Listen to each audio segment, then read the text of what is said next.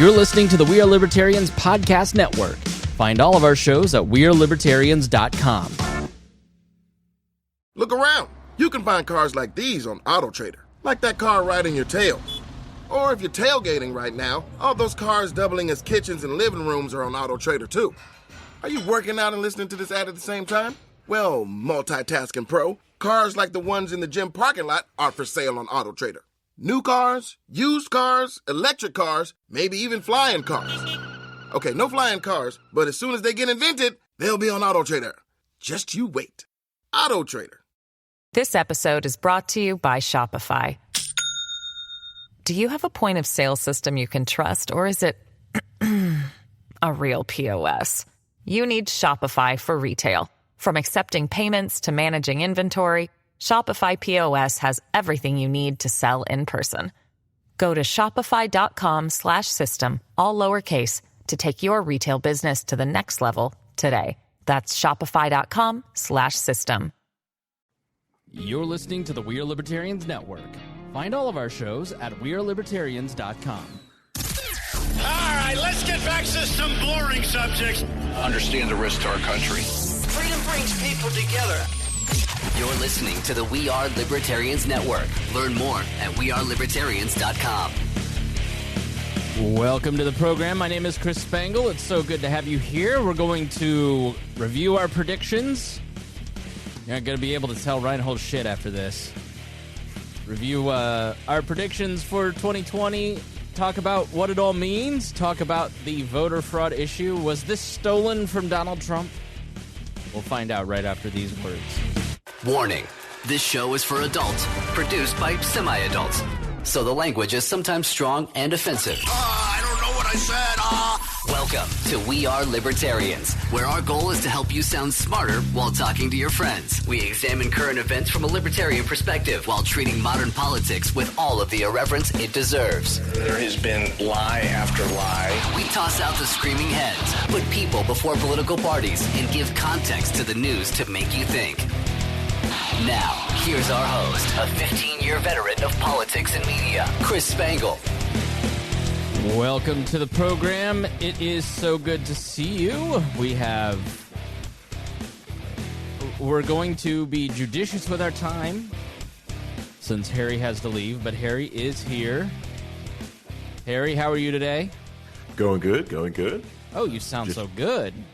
Yeah, I moved my room around. I added some new stuff, so I actually can use most of my equipment. So, very good. And then Rhinehold, how are you? I'm doing okay. It's been a long, tiring, exhausting week, but I'm hanging in there. It's time to maybe get some relaxation this weekend. Low energy, just like the president's speech the other night. ooh. Boy, was that some weird shit. We'll get to it all in just a moment. Just want to say thank you to our patrons. We're going to start there. Many nice notes, several nice notes from folks appreciating our coverage over the election season. We worked really hard to get to this point, and we wouldn't be able to do it if it weren't for our patrons. So make sure you join at wearelibertarians.com/support or patreon.com/wearelibertarians. Thanks to Casey Feldposh, Brad Tracy, Anthony Meyer, Matthew Durbin, Jeff Bennett, Rhinehold, Christy Avery, Jason Doolittle, and Ed Brehob for being $100 a month contributors. We appreciate it very much. Well, it has been a long week. It has been the never-ending election, and I think what people have missed is that we've gotten used to learning the election results in the first night. You know, it was pretty clear around 9:30 that the trends were going towards Trump and that he could win after North Carolina was called because it was expected to be a blowout. And then, you know, it wasn't a blowout. Donald Trump won by almost the exact same amount of electoral votes in which Joe Biden will win with, and won it in states that Trump won it by with the same margins as Donald Trump in 2016. And Donald Trump called that a landslide victory, signed his map for people, gave it to them. But this is somehow not a real election. And we'll talk about the voter fraud stuff in a moment. But, you know, perceptions being shaped by social media, I think, are the biggest story out of this election. Public opinion, I think, is the biggest topic of conversation, because structurally there isn't a whole lot of difference to this outcome as there was in 2016. And some people have said that's because of polarization. I tend to think that it's because it's the 2016 election has never stopped. It has been a complete freezing of the electorate, and you just got the same results going the other way, because fundamentally nothing has really changed since he came down that gold escalator. The media is obsessed with Donald Trump. Everybody has put him at the center of the universe. Relationships are now judged in some cases by what you think of Donald Trump. And it's pretty obvious that America is done with it and moving on. But the initial perception on Tuesday was, even though we had talked about the Red Mirage on 2 or 3 shows, I forgot about it. And I'm just like, man, he's going to win again. Went to bed thinking he was going to win again. Woke up the next day thinking he was going to win again. And then it started to shift, and I'm just like, oh, yeah, the Red Mirage. I forgot about I forgot there was a pandemic going on and all the votes were counted. It really is shaping up to be a completely different race once all the votes are counted. And let me say, this is totally normal. If you've run elections, if you have been involved in elections, if you look at your vote totals the day of, the night of, the next day, they're vastly different than what they are 2 weeks later. That always happens in every election, in every single race, because of the process of how votes are counted. Votes are cast on Election Day. That's the day we vote. That's not the day we find out who won. We've just been really spoiled because of IT work like Harry's. There's projections. There's projections and initial counts that come in on election night. And the way that those are typically counted is that you have the in-person vote, which is the walk in, push the button. In mine, it was you walk in, you push the little touch screen, and then you prints out your ballot. You put it into the Scantron machine. It counts it in the box. And then that box is taken to the clerk. All that's put in there, and then you start getting the returns. And as every county comes in, you start to build. And here in Indiana, Republicans always think it's a blowout early because all the rural counties with 20,000 people in it are coming in, and they're like, man, we're doing really well.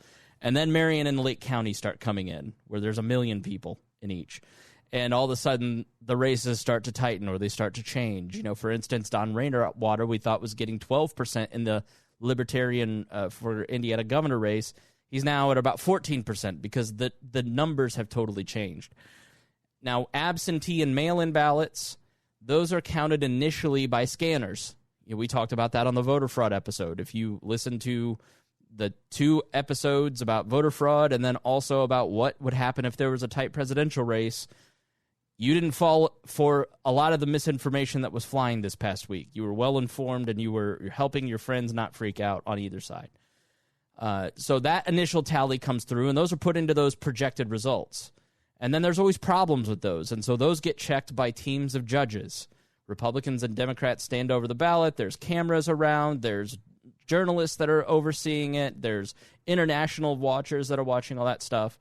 And they go through and they count the votes. In some cases, and you may have seen the video, this was flying around there, of teams of people. There was one lady holding a ballot, reading it to another guy, and he was marking it down.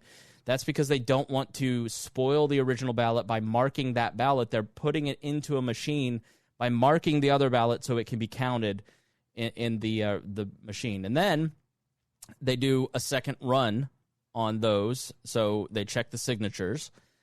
And then there's a chance in some states for people to correct their ballot. So they're contacted and said, you can come and do what's called curing your ballot. And that, in Georgia, I think you had till Friday to do. And then all these numbers from the original precinct boxes, plus the counts on the absentees, are all put in. The absentees always are done after Election Day for the most part. It's just that there is such an overwhelming number. There was 100 million people that voted out of 150 million turnout, that the job was way bigger than people expected. So it's just taking a lot longer.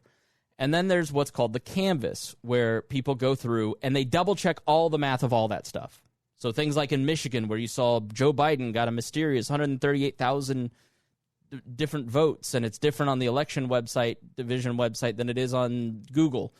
Well, that's because Decision Desk, which is the source for a lot of the media outlets, like Politico, like the New York Times, they grab their API, and it's like a service.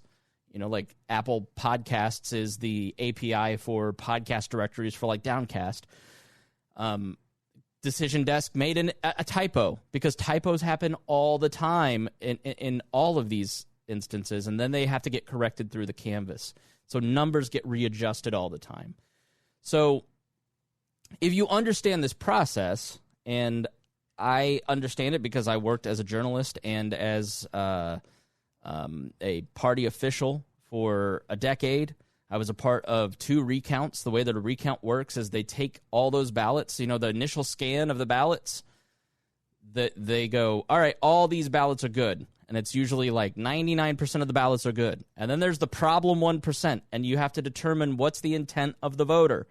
And so in a recount, literally a recount is Republicans and Democrat lawyers standing over, a judge is standing there, a judge or two, journalists are in the room.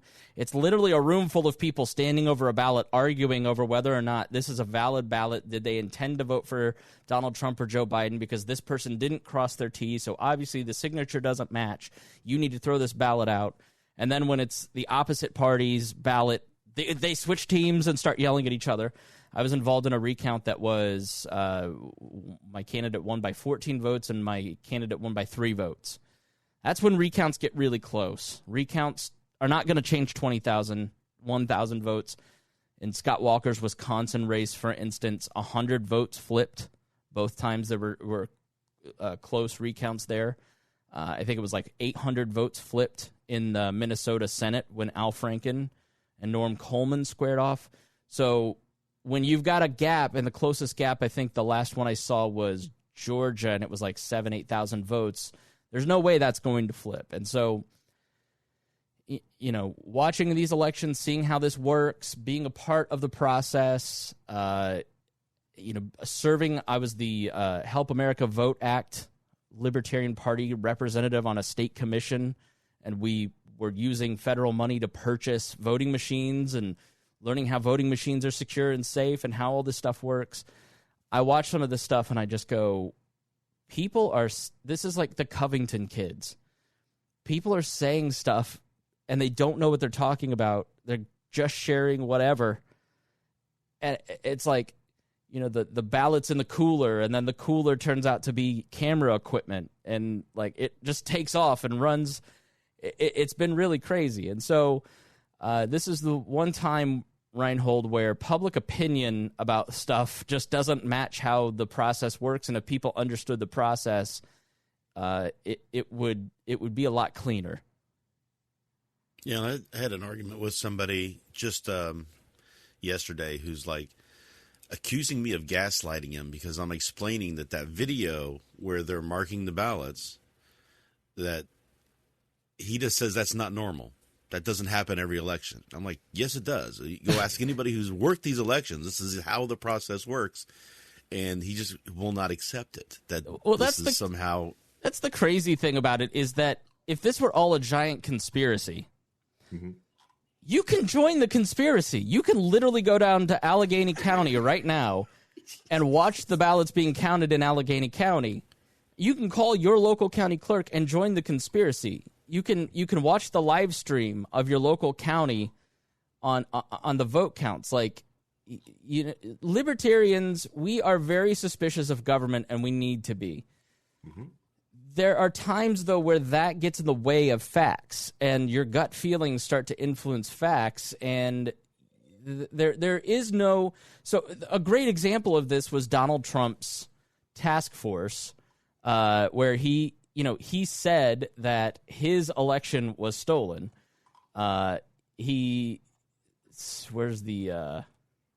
Donald Trump, 2016 election. Yeah, he said that his victory was rigged. In addition, in November 27th, 2016, in addition to winning the Electoral College in a landslide, I won the popular vote if you deduct the millions of people who voted illegally.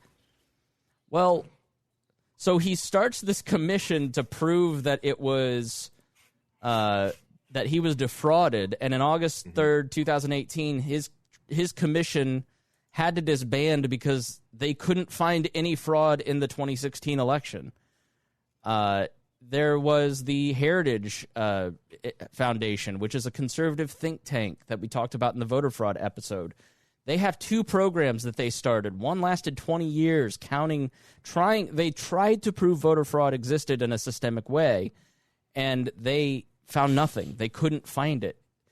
The reality is that the counting of votes is an example of how libertarian systems work. Because there are 3,000 counties that have hundreds of volunteers involved, everything's controlled at the county level with oversight by the states in the federal system, you have such decentralization that there is literally no possibility for a systemic change in the presidential race. And, well, you say, okay, we'll go to the 1 or 2 districts that are going to be flips. How do you do that when the polls are 8 points off?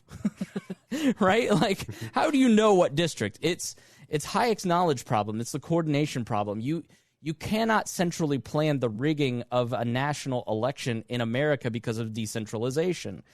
And this is just part of the Republican ideology. Like, Nixon legitimately had the race stolen from him in 1960 in Chicago and Texas.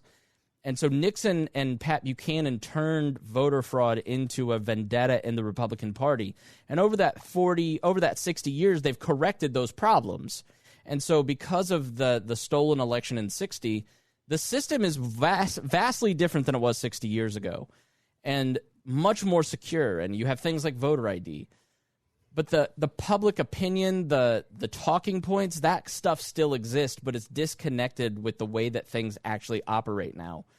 And I'll put in the show notes the just some of the examples. So if you want to go through, and I'll put in another podcast by the Dispatch that kind of walks through some of this stuff, like the Wisconsin voter registration things. How do they have more voter registrations?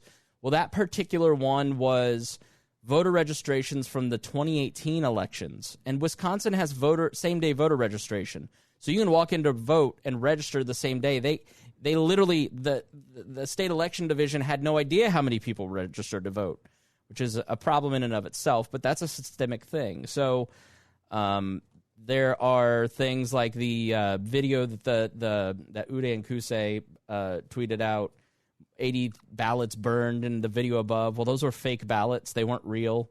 Sharpie Gate.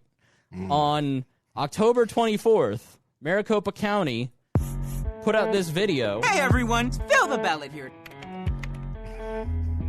So this is 3 weeks before the election, and Maricopa County is telling people in a video to use Sharpies to vote. Did you know you can use a black or blue pen or Sharpie to fill out your ballot in Maricopa County? The new tabulation equipment only reads the ovals, so bleed-throughs are not a problem.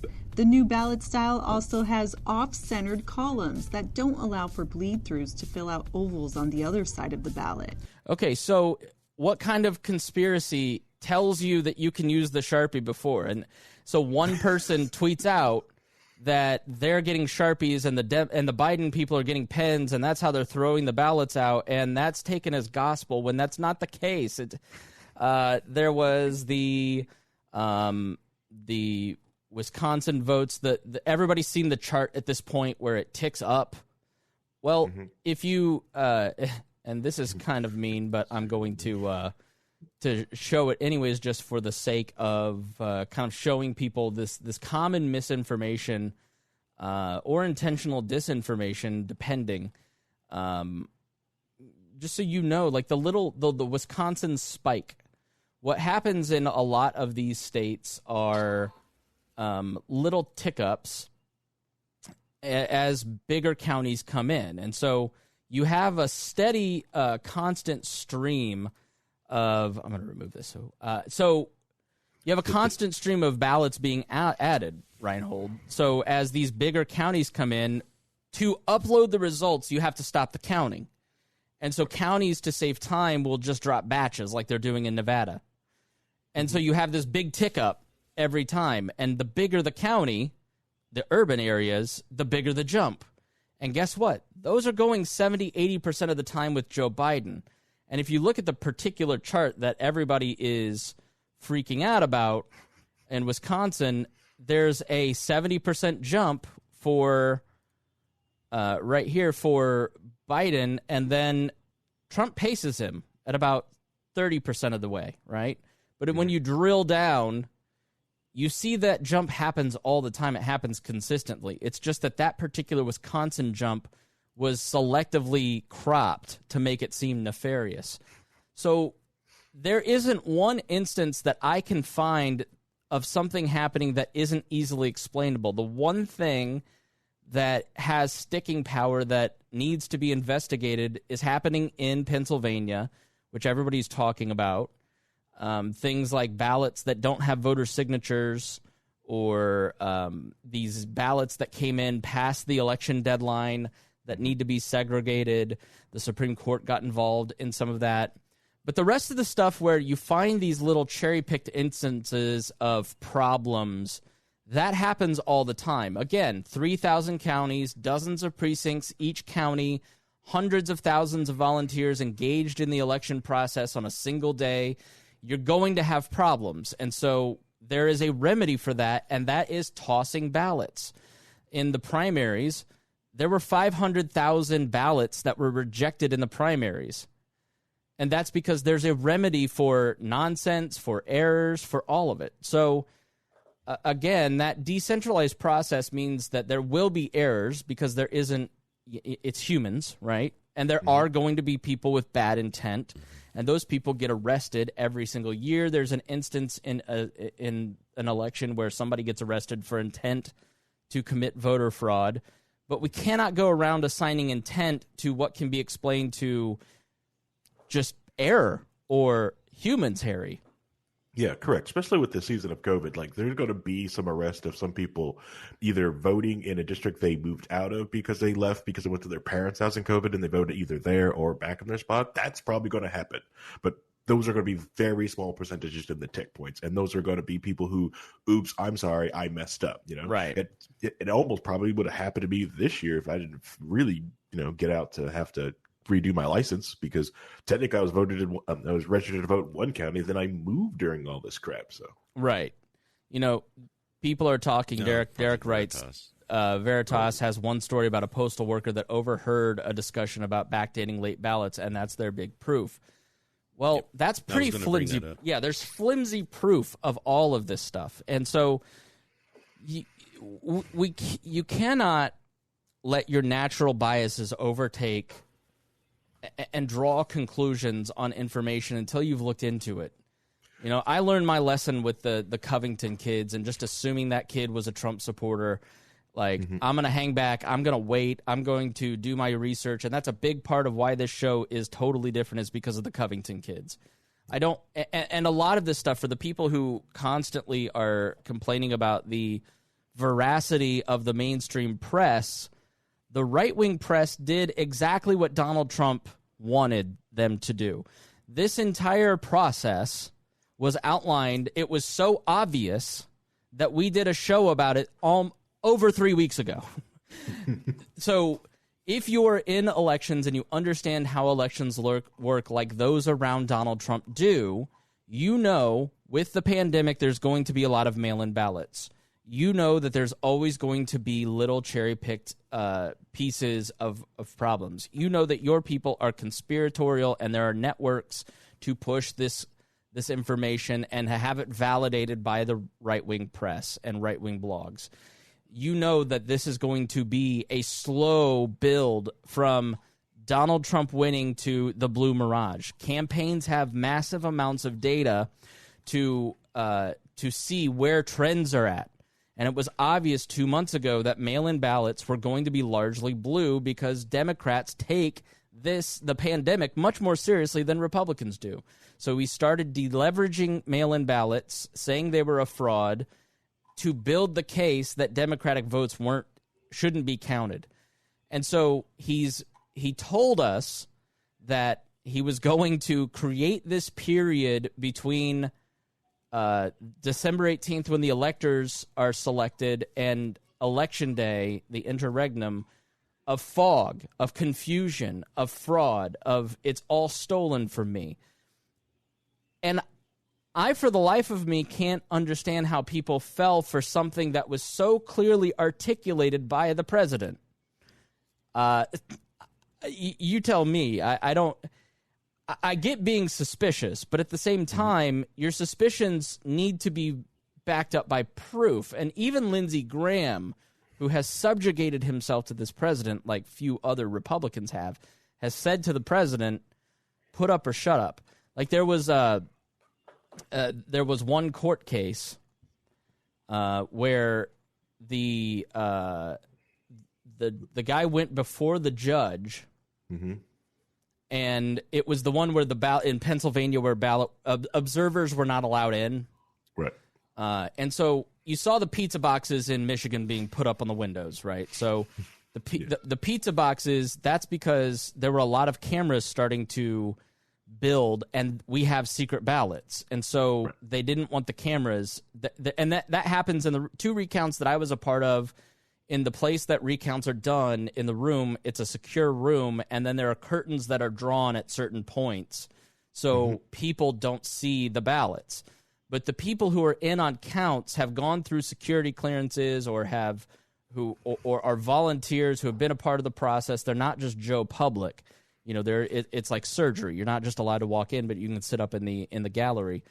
And so observers weren't allowed into this one particular place in Pennsylvania, and this has been a big source of controversy for Republicans. And they went before the judge, presented their evidence, and the judge asked how many Republicans were actually on the scene that witnessed the fraud. And the lawyer said, well, the number is non-zero. and the judge goes, so you mean there was nobody from your side that was there, and you're bringing hearsay before the court? Yes. Again, it was non-zero, and the judge goes, case dismissed. But what Trump has always done is use lawsuits he uses the system to reinforce a certain piece of information, even if it gets tossed. That initial news, you can't put that horse back in the barn. And so a lot of these lawsuits get tossed out by Republican judges because there isn't any there. There isn't any solid information. And the problem for Trump moving forward is that courts are inherently conservative. They act like referees in the NFL. Referees in the NFL, if you bring a penalty, throw a yellow flag or a red flag, excuse me, I'm not sportsy. Throw yellow flag, red flag's that crappy football from Europe, right? And you can't fight a red flag. You get a red card, you're out. Exactly. So the red flag's flown. The judges go over to the tape, and the standard is we're going to uphold the ruling on the field unless there's overwhelming evidence that this wasn't the case. And so, without overwhelming evidence of fraud, days after, and I saw some Republican strategists basically saying, if there is significant voter fraud, you have to capture it that day. You have to capture it as it's happening, because if you don't, then everything gets obscured. And so because there was nothing significant that came out of Election Day, despite the entire party looking for it, there's really not much evidence of voter fraud. And so as they file these lawsuits, they're going to get bounced because there isn't enough evidence within the actual filings to justify moving forward. The one legitimate one is in Pennsylvania. Essentially what happened is a vendor misprinted the ballots and sent them out. They realized the mistake, and then the ballots were resent on a different colored paper. I think it was orange. And then there are ballots, and all those have been separated through the process. There are some Republicans saying that the clerk or the Secretary of State and some clerks did not properly separate those ballots, but that's hearsay at this point, so it remains to be seen. And they went back to the Supreme Court, and Judge Alito said, yes, make sure you separate those ballots. And so there's going to be some ballots that are in question there, but it should be fairly easy to add them to the count or not, because this person sent in 2 ballots. Here's the corrected one. Here's the non-corrected one. And does that get tossed out? And are there enough of those ballots to really change the race? And if it does change the results in Pennsylvania, Joe Biden still won Nevada, Arizona, and Georgia and lost North Carolina, right? So the Electoral College probably will not change. There was one on the left. The left was doing it too, where in, I think it was Gwinnett County, there was 40,000 ballots that were supposedly destroyed. They were not destroyed, but what is happening is people tweet something, post it to their Facebook wall, something that they personally saw on a local level, and then that gets retweeted till somebody who works at a blog mill, a post mill like Raw Story or Daily Caller or one of these left or right blog mills, that's when it then catches on fire across the spectrum in that group, and then it becomes significant. And so all of this has been understood. All of this has been watched for. All of this has been baked into the cake, so to speak. And really where we're at now is that everyone's trying not to hurt Donald Trump's feelings. Rhinehold, are you there? Okay, I don't know if he... I'll just... He probably got droned. It's okay. Yeah, he got droned. So... Yeah, but the thing, go ahead. One thing I wanted to say was there's a lot of things that also happening in the process could just be laid to like a mass in the system, like to the post office and the dating process thing.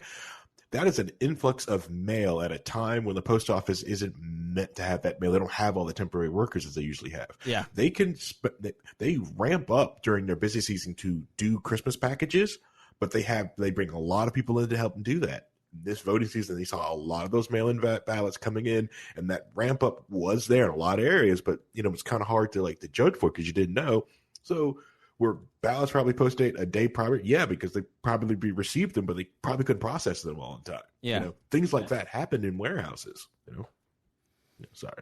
No, go ahead. Just wanted to bring that up. It's just there's other things that happens in the process.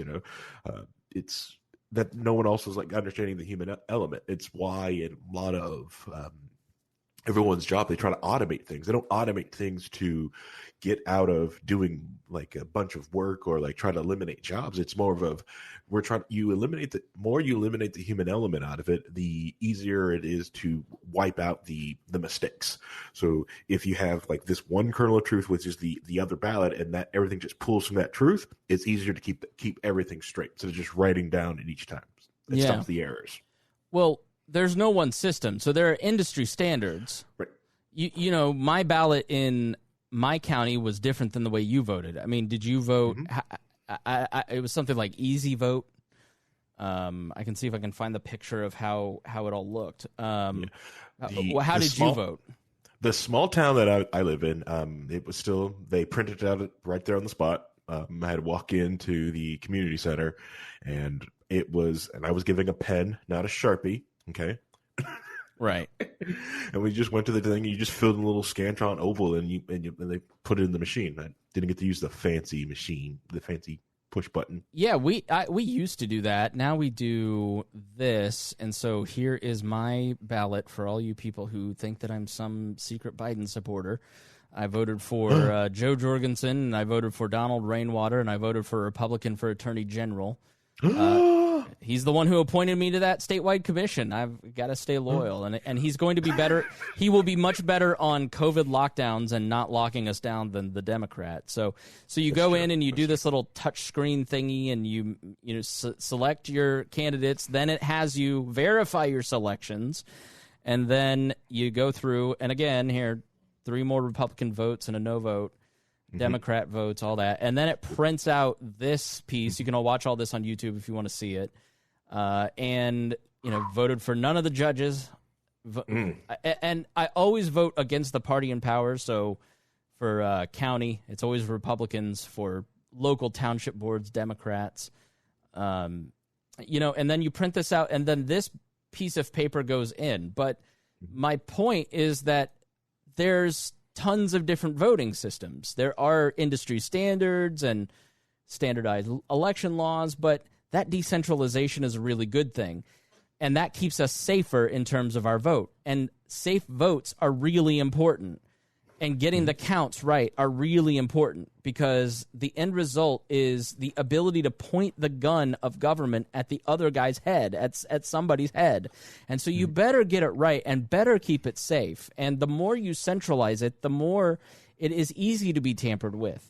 And so this is actually a great example of why we need limited government, why we need local government to be in charge, because it's much easier for it to be safe, secure, easily understood, easily interacted with. You can go and volunteer for your clerk. This is a great time for libertarians to make that case instead of sounding like Alex Jones, Harry. Correct, yeah. And that's one thing on the Liberty message is like that decentralization, many different systems, different choices of different systems, because you at your county level, if you don't like your voting system or that, and you think the county should buy new voting machines or have different record, or you like that printout that Spangle got and your county didn't do that, well, guess what? You could just show up and get that exact same system, or a better system, a different system. And it's the be able to experiment with all these different counties to find the best method and have all this. And it's neat, and it blows your mind. Why can't everything else be like this? Oh no, we got to centralize and do all this stuff. Well, we got to centralize it so we know the results on election night or the day after. But we got to get rid.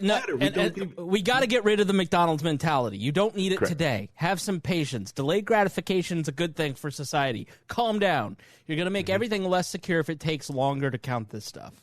Yep. And this Facebook users, the arguments for local control of voting is the same argument for social programs and education. Exactly. Here in Indiana, we have township trustees.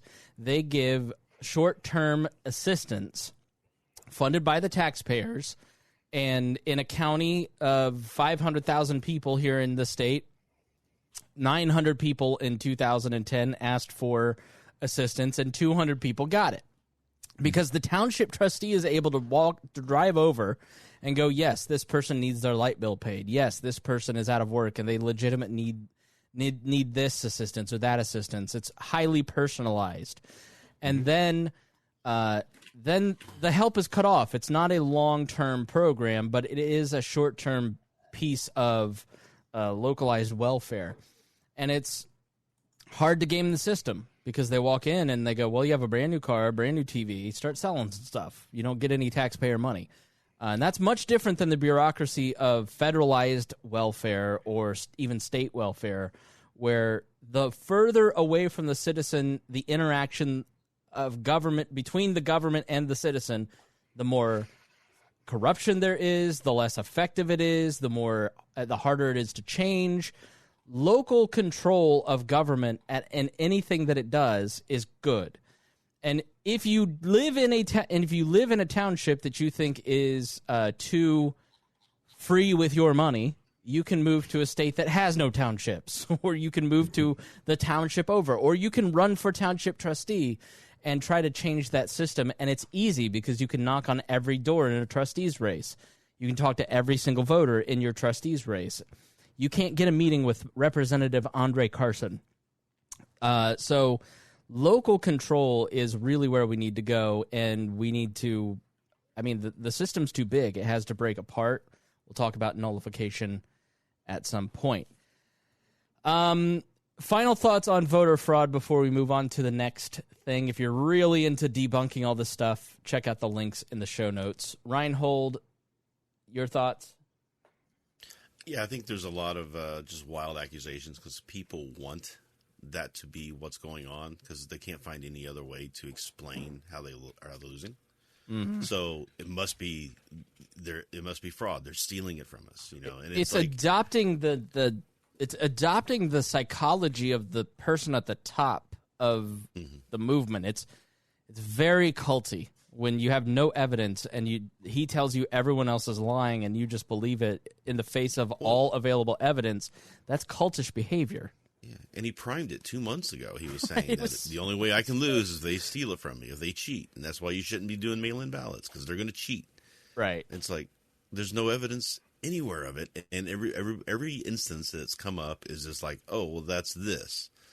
And then people just go, well, you're just trying to cover for them. And you have Trump derangement syndrome. Yeah.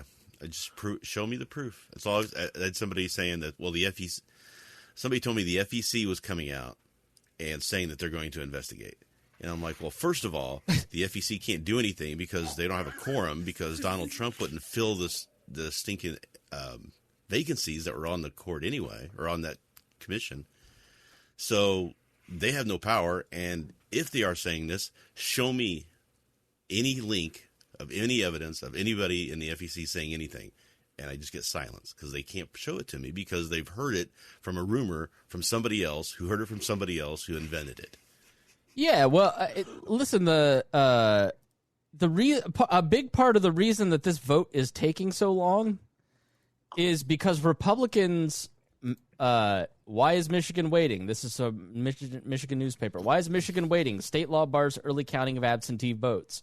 So why did the state of Michigan not count the absentee votes until after Election Day? Because Republicans made it that way this year. How Trump loyal ABC News, why Pennsylvania is still counting votes after Election Day? That's because Republicans changed the laws there too. And so at every level, again, going back to the episode that we did, you would have known this. If you listened to that episode, you would have heard all this 3 weeks before it happened, so you'd be skeptical of any of these claims. The Republican strategy this time was to keep people from voting, so it would drive down his numbers, because they saw the trend towards Biden in a lot of these swing states. And they have been actively preparing to throw out whole blocks of votes in an effort to keep these close races from tilting Biden's way. And they focused on the absentee ballots. Notice they're not challenging Election Day votes. In all these news stories, Republicans and Trump are challenging absentee and mail-in votes. That's why he always focused on it, because there's a 70% chance they're going to be Biden voters. They're going to be inner city voters. He read wants the them code. to keep voting in Arizona. He has no problem with that going on, right? Because his loss is narrowing. Well, that was the funny part, right? Like he literally. He's like, well, I trust the governor of Arizona because he's, that was his statement. But not in Georgia.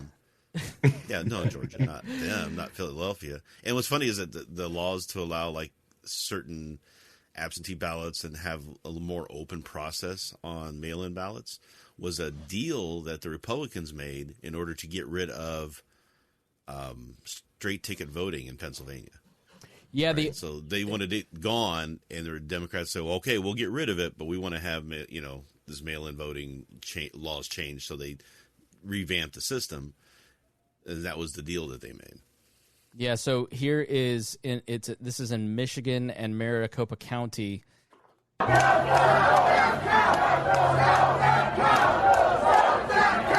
If that sounds discordant, that's because in Maricopa County they were saying stop the vote, and in Michigan they were saying count the vote.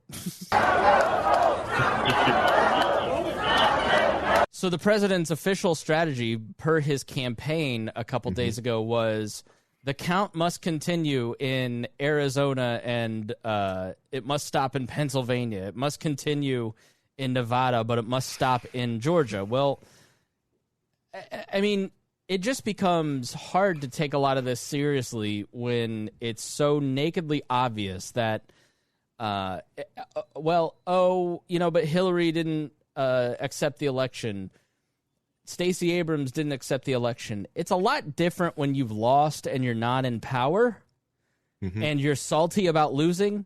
It's another thing when you're actively trying to undermine the vote so you can stay in power. You're trying to toss people's ballots out so you can maintain political power. And to what end? Because the Russiagate thing, if you thought that you were a lame duck because of the Russiagate stuff, which 30% of the country bought into, then you're going to have 70% of the country thinking you're an illegitimate president if you try to cheat your way in. And the other thing too is not to defend Hillary that much, because I'm not really a big fan of her either, but they lost Michigan by 10,000 votes. Right. They didn't call for a recount.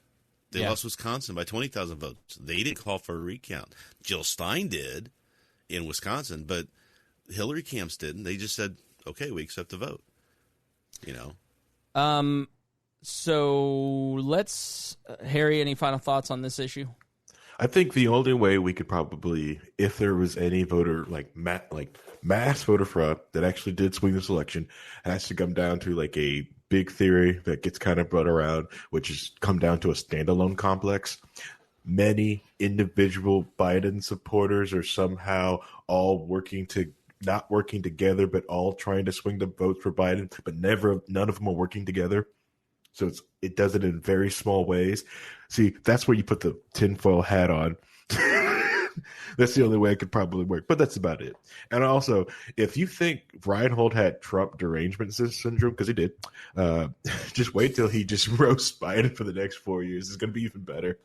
I did to tell Obama for 8. And the other thing, too, is if you're going to cheat, let's say you are going to go with massive voter fraud and take the chance of getting caught with all the people watching and the cameras going and everything filmed.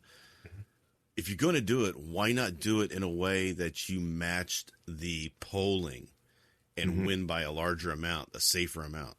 Why would you try to squeak it by on the little onesie-twosies and make it this close? Yeah, and let me show you this data here. Sorry to cut you off, Harry, but this is from Wisconsin, and this is a Republican that I follow, Justin Hart. In Wisconsin, 49,000 people voted for a Republican House candidate down ballot, but did not vote for Trump. Meanwhile, 64,000 people voted for Biden and did not vote for a Democratic House candidate. 14,000 people did not vote for a House candidate and just voted for president. And the way that it works is if you go look at any set of election results, people vote at the top of the ticket, and as the count of votes, it dwindles as you go down because people know who they want to vote for president, but they don't know anybody else, so they just vote for that. So it's very unusual for a top-of-ticket person to have a disparity, for a congressional or Senate candidate to get more votes than the presidential candidate. And you see that in Joe Biden's votes, where he's getting 64,000 more votes than the total House vote. Donald Trump's getting 49,000 less than the total House vote in Wisconsin. He's getting less than a lot of these senators. And if you look at a lot of these, if you do this in any state, you get some of the same result. And it's because people defected from Donald Trump. And if you're going to just create ballots, why would you give a narrower path in the House to Democrats, give the Senate to the Republicans, and basically hamstring your president that you just cheated for? And if you were throwing ballots out in mass quantities because you're a volunteer that's just pocketing those votes on a mass scale, you're not going to see this disparity in the votes. I mean, and this is not just Wisconsin, it's happening across the country. Well, Democrats are stupid, right? Right. I mean, how? Isn't that the thought? Yeah. How could they just not think of this when we consider? Didn't think it through. Well, the thing is, if voter fraud could happen, would exist, I'm sorry, Nice would have showed us how to do it. And, LP would have won everything. So just saying. Listen, you know why I'm a libertarian and not a Republican and not a conservative? It's because in 2008, I'm a reporter. I'm sitting there at the Republican State Convention, and I am sitting here. This woman comes up crying to me, and I go, "What's wrong?" And she goes, "I'm a Ron Paul delegate. They've kicked us all out." Now, I wasn't a Ron Paul fan at this point. There's audio of me making fun of him on the air at that point as a crackpot. Turns out I was right. And I'm going, "What do you mean?" She goes, 300 Republican delegates were just kicked out of the party. The Republican Party, and I've had this confirmed from some of the biggest insiders. Like, I have one friend who is a direct mail consultant for the GOP, the national GOP, worked on Romney's campaign, good friend, very powerful person, and he goes, it was the biggest mistake we ever made kicking those delegates out. Because in 2012, they came back stronger, and there were 600 of them, and then we kicked them out of that one too. So if Republicans are going to cheat in their own convention and violate election law, what makes you think that they're the good guys in all this? And I'm not saying that Democrats don't try to cheat, because I'm positive they do. There's a reason voter security and voter fraud is an issue. Again, 1960. I'm sure that anybody who wants political power on some level tries to commit voter fraud, but that's done at the gerrymandering level. It's done in the election. It's done in the state house, in the governor's race. They draw the districts to exclude people like you and me from getting anywhere close. They create ballot access laws. Donald Trump has fascist tendencies, but fascists don't run elections that they know they're going to lose. They've rigged the system to already win. Like if they try to, at least. You're right. If just because you're not a successful fascist doesn't mean you're not one. But you got to remember what happened.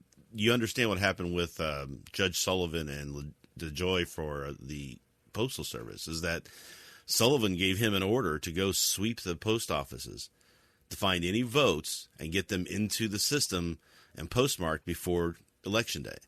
And there were like 600,000 here and 600,000 one day, and that they were trying to catch. And DeJoy basically told this federal judge, "No, I'm not going to do that." Yeah, so I don't know how he's not in jail yet. Our good friend Darla, it's sad libertarians don't think there's not a chance of voter fraud. Not saying that there is, just to dismiss it as silly. And Galt says they say they didn't cheat in every race in every state. They must not have cheated at all. It's not what I'm saying. I'm saying that the claim that Donald Trump lost this election because of systemic voter fraud is bullshit. There's no evidence for it, and you can't find it. There are people that get arrested for voter fraud. Mm-hmm. It does happen, right? And those people get caught because there is election security. If you think that the last 50 minutes of this program sound insane, I want you to go volunteer. I want you to be a part of the system, because you're going to see it's much different than the way your friends on Facebook talk about it. And I'm sorry that most of you are ignorant of how this works. And I'm not trying to be condescending. It's just that most of you don't have experience with this, and the president is lying and propagandizing you to play on that ignorance to maintain power. And the fact that all of you free thinkers like Galt and Darla here have fallen for it really bums me out.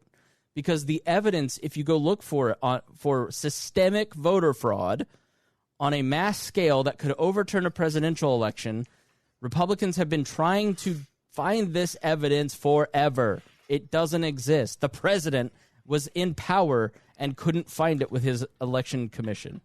It just doesn't. I'm not saying voter fraud doesn't exist in individual cases, but those individual cases do not show a systemic problem. Republican, liberal, independent think tanks have all done research on this. Common Cause, Brookings, the Heritage Foundation. The evidence is all here if you want to look at it. But if you want to be a truther and ignore evidence for the comfort of your own conspiracy theories, I can't help you. I can lead you to the water. I can't make you drink. Hold on, I'm going to see if that domain is free right now. Maybe we should buy that, the 2020 voter truther. We just start this conspiracy clickbait website. We'll just ride this for 4 years. It'd be great. Right. Yeah. Exactly. People want to hear what they want to hear, and you can't convince them otherwise, no matter how much. Like Chris Galt, there's tons of evidence all being scrubbed off the internet. Dave Smith even talked about voter fraud with Michael Malice. Okay. What's the quote? That you can't got the voter evidence again, right here on this drive. You can't convince anybody with reason to change their view for any view that they did not come to through reason. Right. And just because somebody says it on a podcast, it doesn't make it true. It's why we show our work here. Even this one. Yeah. This one. There is no podcast that gives you more of how we came to our conclusions than anybody else, because you all don't trust anybody, which is good. You shouldn't, until you start trusting people just because it feels good. What are you doing here? I'm scrubbing the evidence of the voter fraud off the internet. That's how you do it, right? Right. Scrubbing it off magically. Remember the group of Trump supporters that got out and were protesting Arizona? The guy right in front in the picture was wearing a part of the problem T-shirt. Oh yeah, that was screaming for Trump. Dave had a great retweet of that. He just wrote, "Oh Lord," it was really funny. I laughed at that. All right, so let's move on. Let's move on to our predictions. I don't know why you guys don't believe us because we're always right. This is the first show where you heard about ISIS. Nobody was talking about ISIS. We talked about it a year before anybody else. We spend hours a show researching this stuff, and I don't get it. We're always Rhinehold. You didn't really even care who won. You just wanted to be right. And when you look at your map, so I'll go first. So I was right about Wisconsin and Michigan and Arizona, Nevada. I was right about Florida. I was wrong about North Carolina. I was right about Georgia, and I was wrong about Pennsylvania. And I said Biden would have 300 electoral votes. You were much more right. You got Pennsylvania right, and you got North Carolina wrong, but you got everything right but North Carolina, did you not? The jury's still out on North Carolina. I'm still holding out hope that I will be 100% right, but I accept that may not happen.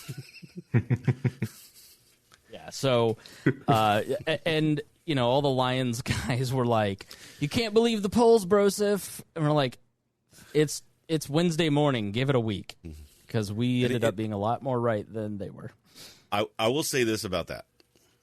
I think that we were off. And they were off. They were wrong, and we were wrong on polling stuff. Oh, 100. And how this was going to go. I think I'm trying to. A lot of people are going to say, "Well, you just can't trust polling anymore." The problem is that you've never been able to really trust polling to be perfectly right.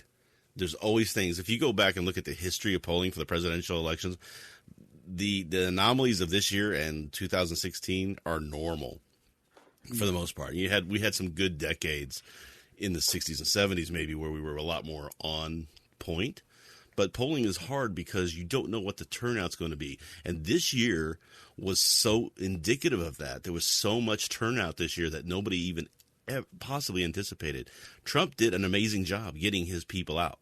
I heard from multiple. I was impressed of that. Oh, yeah. 50,000 people in Pennsylvania. I think we talked about that was a significant achievement. The excitement on both sides really drove the turnout way up. The thing about polling is that it was 8 points. It was like 16 points off in places like Michigan and Wisconsin. You still, if you were kind of watching the trends and looking at it, you got maps like we got. You got close. You saw where races were competitive. Was it a conspiracy to defraud Donald Trump, and was it voter suppression, as Donald Trump says? No, because the Republican internal polling in all these Senate races, the Republican internal polling in congressional races, and in the president's own internal polling, all matched what was in the public polling. And so if it's a conspiracy, you'd think that the people that the Republicans are hiring are going to have different data.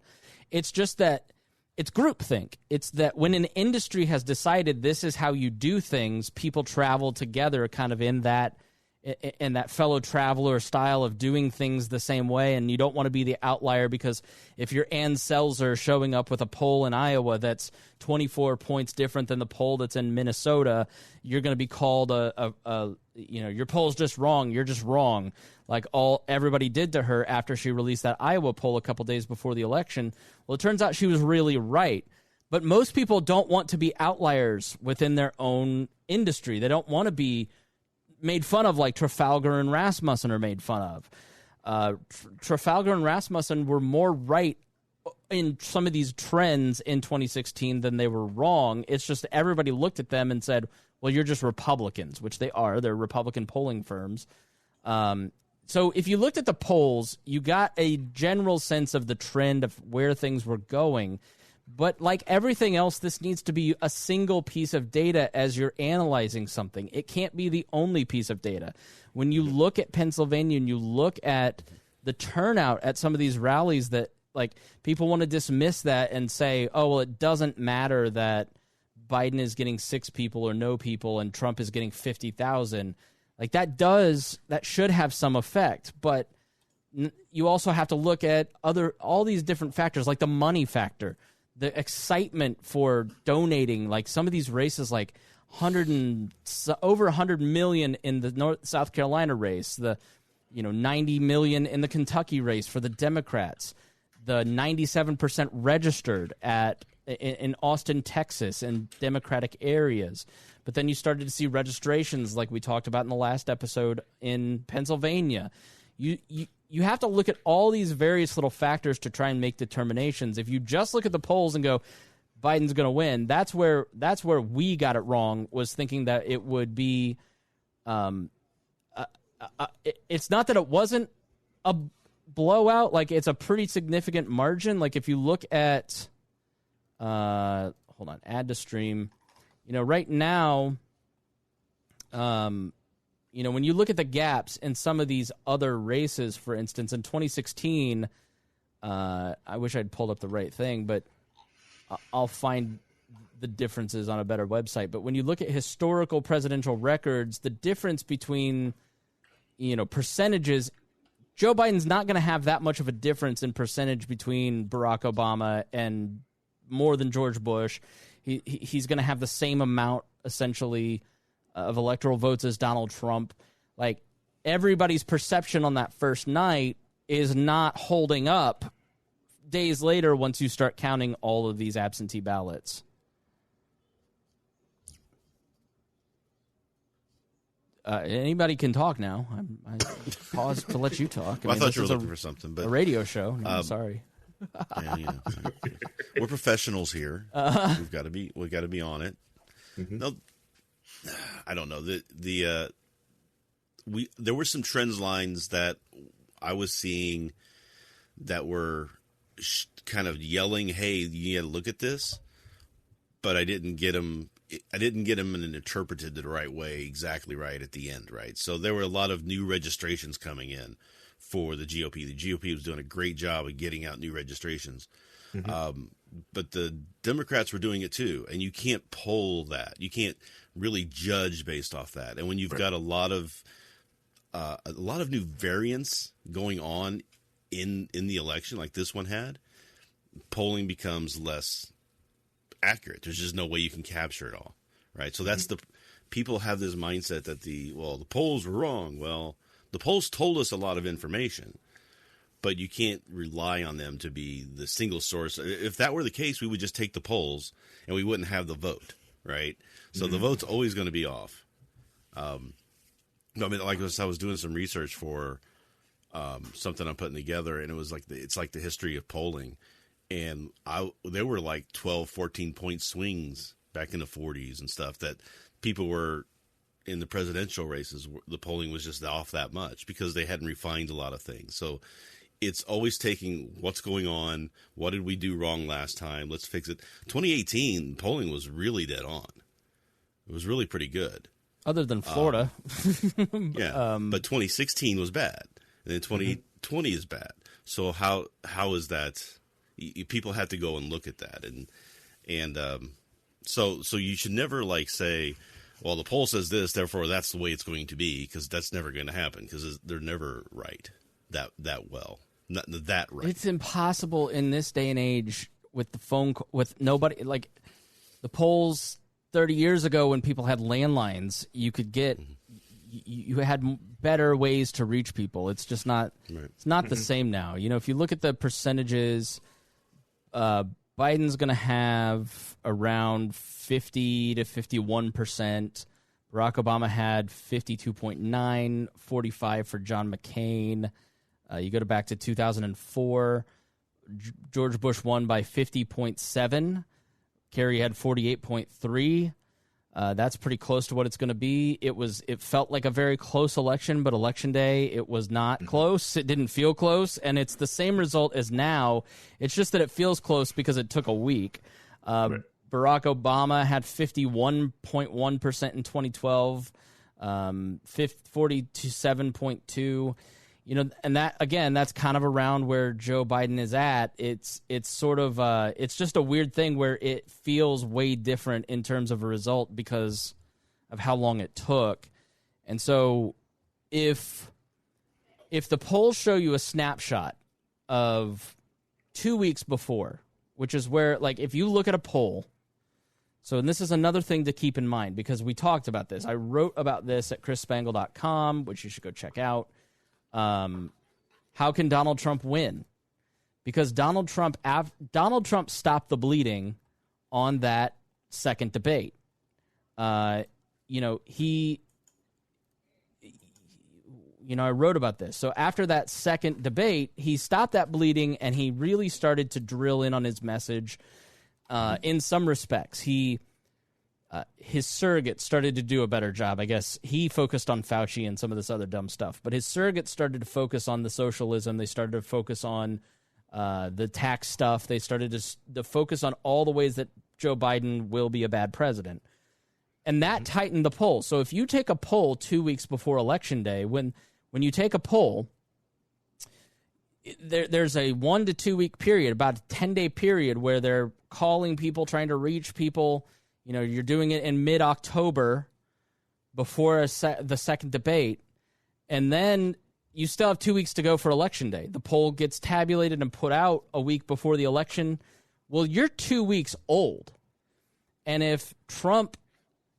remember feeling in the 2 weeks before this election that Donald Trump was starting to close the gap and people started to, on the left to get nervous about Trump closing the gap, and there's, oh my God, there's 50,000 people in the Seltzer poll and all this. So the polls may not have been as off as people think. It's that Donald Trump's campaign may have closed the gap with a lot of those undecideds. And I think once you kind of break it all out in the exit polls, you're going to see people started to go, I'm going with him. I'm not going with Biden.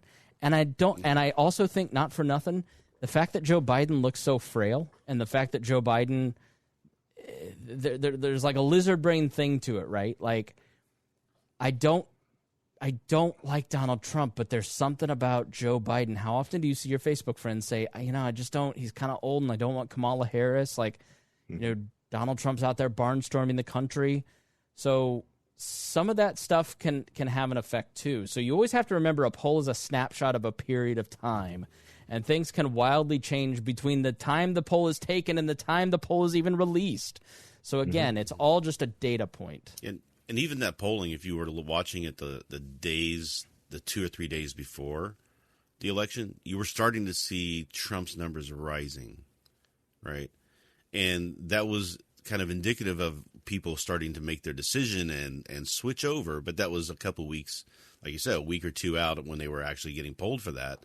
So you could see the trend lines, but it wasn't showing up hard enough to make the pollsters kind of adjust for it. It was a lot softer. Yeah, it was a lot softer than 2016, which we talked about. So which is why it's not close. It's not a Joe Biden's out there saying he has a mandate. Nancy Pelosi's saying he has a mandate. He does not have a mandate. Neither did Trump, but that's right. Same thing, right? Yeah, right. But listen, you expect Donald Trump to say whatever, right? Like, you expect him not. But like Joe Biden, if you're going to run as the decency candidate, you can't go out there and say we're going to throw the bum out, the trespasser out. You can't. You're going to be the decency candidate. You can't. You're going to be on the left, and you've preached decency for 5 years. You can't dance on this grave. Like, you can't be AOC and put lists together of people who work for Trump, and we're never going to let these people exist in society again. Like, you can't do that stuff, especially if your argument was we're the decent side and they're not. Because you expect Donald Trump to say, I won in a landslide. I expect Joe Biden to not say he has a mandate. I expect Joe Biden not to say he won in a landslide. You know what I mean? There's different expectations. They're different people. Right. When you claim to take the high road, you have to actually do it. Right. Right. When you say for years we're the we're the group that are going to be, taking the high road. You can't, when the push comes to shove, just revert back to what, the other team did. Right. Mm-hmm. So with that, yes. But still, let's continue talking about how right I was. If you want to yeah, right. We're done with that. Let's talk about how they're going to fundraise. Both sides are fundraising like crazy. The other thing, what was I going to tell you? Yeah, I really do feel like I've already got the Trump lost. We need to stop this socialism in the midterm elections. Please donate to my campaign. It's already written. Well, They're listen, probably already printing those out. I'm not sending them out. I'm not going to keep.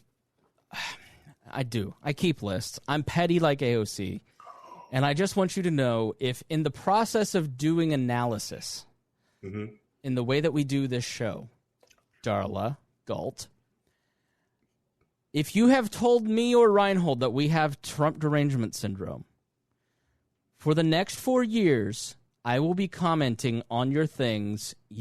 I don't believe you. You have Biden derangement syndrome. And I'm never going to let you forget being a prick to me for the last 4 years. So I just need you guys to be prepared that in the process of trying to be accurate, despite it not suiting your bias, if you said we had Trump derangement syndrome, be prepared, because I'm a petty bitch. Thank you. It's gonna be petty. I know, Darla. I'm just teasing. I'm not serious. I believe, if you're on the left, man, you can't do what Trump supporters, including some of us on this program, did in 2016, which is gloat. The moment demands not gloating. You know what I mean? The people on the right, libertarians knew we were going to lose. We all just kind of said, Harry, did you even vote? I don't vote. I just kind of check a box so my buddies can get ballot access. Gotcha. Okay. So libertarians are not emotionally invested into this outcome, except for some of the wings of the different parties. But there are a lot of people out there who are well armed, who don't need your gloating. You know what I mean? Who have a leader who is spreading fake news, who is who is a very dangerous personality in politics. We don't need your gloating, please. Just behave yourselves. Saying you're going to have lists and, billboard material and gloating is just not welcome at this point. I'm sharing memes. I think memes are funny, but saying I'm going to say you have Biden derangement syndrome, it's coming from a place of love, Galt. Please don't be an asshole. Respect the fact, and I'd say this if Trump had won, respect the fact that there are people who are way too overly invested in this stuff, and their feelings are way too tied to it, and just, don't poke the bear. Everybody be cool, and let's just move on as a country, and try not to I don't know about you guys, but Hannah Cox said it best. Basically, if I can't have liberty, we got a pretty decent outcome. We have divided government. We don't have Donald Trump at the top inflaming everybody with his bullshit. Command climate is a legitimate thing. So I've seen a lot of right libertarians say oh, well, vote for the policies, not the man. Well, you can't separate the two, and most people don't. They can't separate the fact that there's this guy who is trying to make himself the lodestar of society, who wants everybody to talk to about him all the time, and people are exhausted with it, and they voted him out because of the climate that he creates and the way that he has given license to people that follow him. We talked about command climate before. In the military, when a unit gets a new leader, they adopt the personality of that new leader, and that's kind of happened, and people are just tired of that, and they want to move on from it, and it doesn't. And I will say that people did vote for the policies of the man and not the personality because of what we saw in those congressional races earlier. And they rejected a lot of the things that Trump and Republicans talked about, and libertarians too. We'll talk about that in a moment.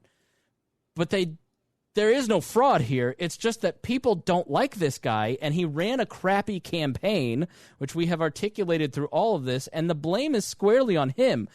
guys, if this race had been held in January, it would have been a blowout, in my opinion, because it was very clearly trending that way. If he had handled COVID better, or with at least some shred of respect for it, this would have been a blowout. If he had not campaigned in the wild, insane ways with the photo ops with the Bible upside down and the first debate performance, this would have been a blowout. And if you're a Trump fan, you should be mad at the guy for running such a shitty campaign. Not mad at the press, not mad at creating all these conspiracy theories. Just blame the guy who's responsible for once. And let's all move on by blaming. Yeah, 2016. Hillary ran a crappy campaign. She ran a crappy campaign. That's such a good point. Yes. Mm-hmm. Yeah, she ran a crappy campaign. She messed up, and Donald Trump messed up. An easy win. Joe Biden was a demographically inconvenient candidate. He was the best candidate that the Democrats had to run against Donald Trump, but he was by no means inspiring to this population. And they certainly don't want the wokeism, affirmative action getting kicked off, losing on the ballot in California. I mean, this is a real, our buddy Ryan Lindsay is telling us that there is just misery in all his left book groups. It's a total rejection of both sides here. So, centrism, moderation, that is really what people are after. That's why Joe Biden, in some respects, on policy, he's a nightmare. But on style and on command climate, he's going to be a cooler, hopefully, for a lot of this stuff. And he's very bipartisan. And he has to work with Mitch McConnell to get anything done, because Republicans are saying we're not even going to let you install a cabinet unless you put in moderates. And so, instead of a flaming liberal, crazy Department of Education person that works for the teachers' unions, they're not going to get confirmed. They got to put in somebody like a Merrick Garland if there's a court vacancy. So in terms of outcomes, the rejection of both sides of the extreme, the gridlock that takes place, the moderation that comes from Joe Biden and a divided House and Senate, and the fight for generational power in both parties is going to paralyze the country for a while, because AOC and the squad, now that shrank in the Republican Party, that they won those seats, and by the way, those people who won those seats for the Republicans, they're not MAGA people. They're very middle-of-the-road moderates. Mm-hmm. And so the squad is going to hold Nancy Pelosi hostage. Kamala Harris is going to get boxed out because she's too radical. Joe Biden has wanted to be president his entire life. He's worked his entire life for this. He's not going to let some ambitious people who are going to lose more House seats in 2024 mess this up for him. He is... the leftist takeover isn't going to happen because of the Senate and House results. So, and wokeism just got killed on the ballot. And it said very clearly, we don't want what you're offering. We don't want socialism. And so I will say this to my libertarian friends. Start listening to us centrists a little more. The Justin Amash path is the way. The Spike Cohen path is the way. Being over the top and trying to court one of the two sides is not going to work. People don't want that. What people want is the boot of the government off their neck. They want respect for everybody. They want tolerance. They want multiculturalism. And they want low taxes. And they want to be left alone. And so start explaining. And they don't want chaos either. They don't want chaos. They don't want shit posting. They don't want what a lot of these sides, what the Mises and the Vermin sides are trying to bring to this table. They don't want that. They want thoughtful conversation. That's what we walked away with on Tuesday. It's a great time to be a libertarian because we have the right message. And I will also say that I was right again. If the polls are way off, in the last episode I told you, if the polls are way off, let me just go back because I want to prove how right I was. Really, why don't people listen to this show? Because we're just so right all the time. In the last episode, we talked about this chart about lockdowns. And I will say that if, question one was, can you handle 4 more years of Trump? Clear no. Question 2 is, can you afford more lockdowns? And who will lead the pandemic? And then you saw Iowa start to swing as the lockdown started to be talked about again, as the COVID numbers started to move up. Again, back to the polling being wrong. They missed that snapshot in time as COVID started to become more evident.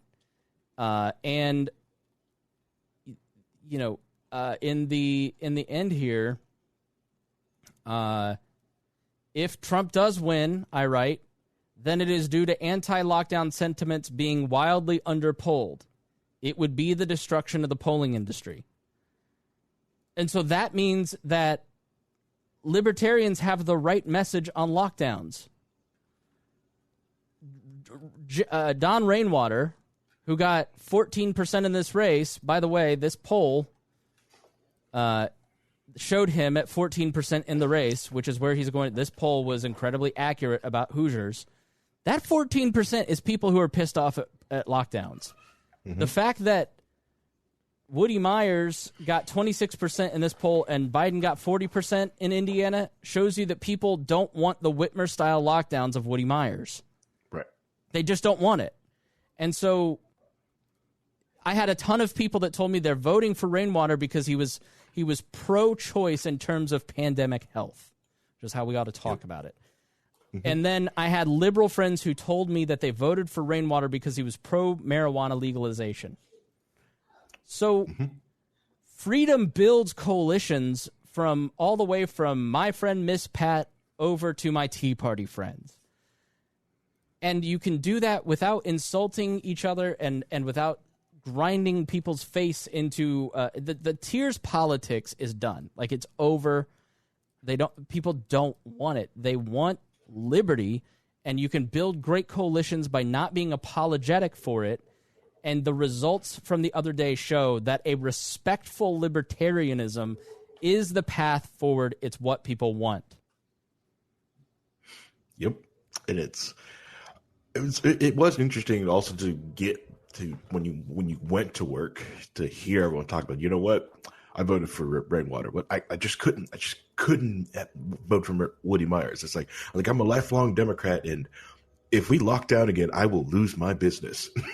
Yeah. And just hearing people tell me like that, I can't do it. I was like, yes, there you go. It's amazing, have that freedom of thought. Yeah. No. And everybody wants to give the Libertarian Party candidate a bunch of crap, Joe Jorgensen, but there's like we said last week, there's just so little that a Libertarian candidate can do in this climate, right? Correct. I mean, until we get more people into the message, we get more people supporting it, we get more people talking about it, then we can see more advancement. But she still outperformed Gary Johnson in 2012. Yeah. Right? So here, let's talk about Joe Jorgensen. Yes, Chris Spangle, quote it, put it on T-shirts. The politics of tears are over. Make a meme out of it. Show people crying. Doesn't mean not being funny and not making fun of the other side, but I try to share stuff that like I shared this one that said lower your Trump truck flag to half-mast, and I had a bunch of Republican friends that shared it because they can laugh at it. Miss Pat shared one. I actually got shared by a famous rapper, Freddie Gibbs, I think his name was. He's got like 800,000 Instagram followers. Miss Pat shared this meme that I showed. People better hurry up with these election results before Joe Biden forgets what he's winning. She shared it, and that got shared by a bunch of liberals. Like, try to people enjoy like that. Did you guys see the Trump ad for Hispanics? Trump poor Latinos. Oh my God, I gotta show this to you. And I think it's a great example of politics. You can make people think, and you can kind of show folks, show folks where they're being wrong without kind of being insulting to them. That'd be mean about it, yeah. Yeah, you don't have to be mean about it. Like, I think this is so funny. Like, this is a great example of a campaign kind of poking at stereotypes, and I guarantee that Latinos that watched this kind of laughed at the stereotypes about themselves because it's done in kind of a fun, jestful way.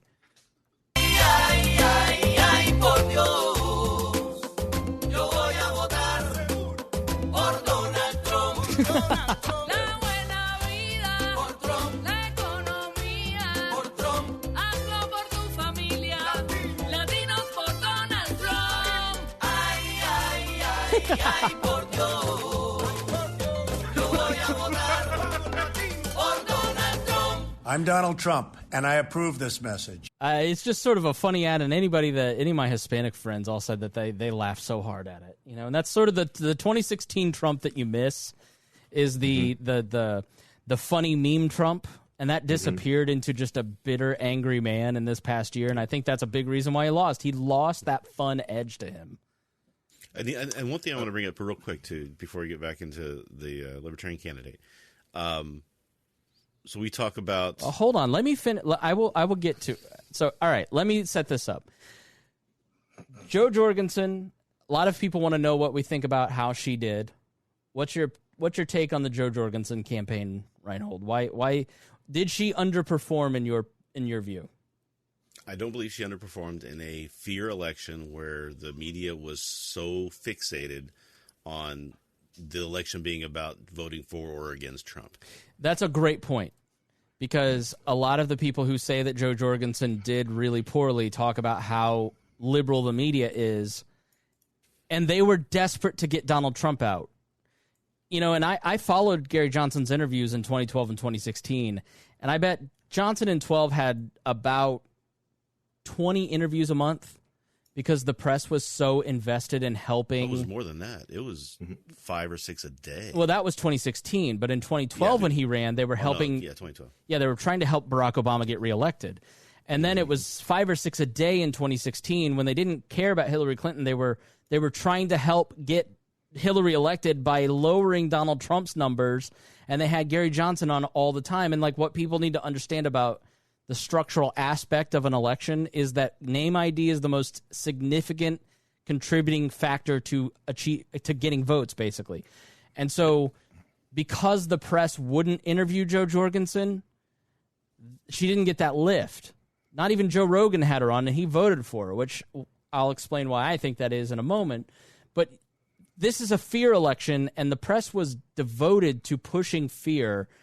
And the Libertarian Party always does poorer in a re-elect year for a president. They always do poorer when the press won't play with them. You know, so is that the fault of the Jorgensen campaign?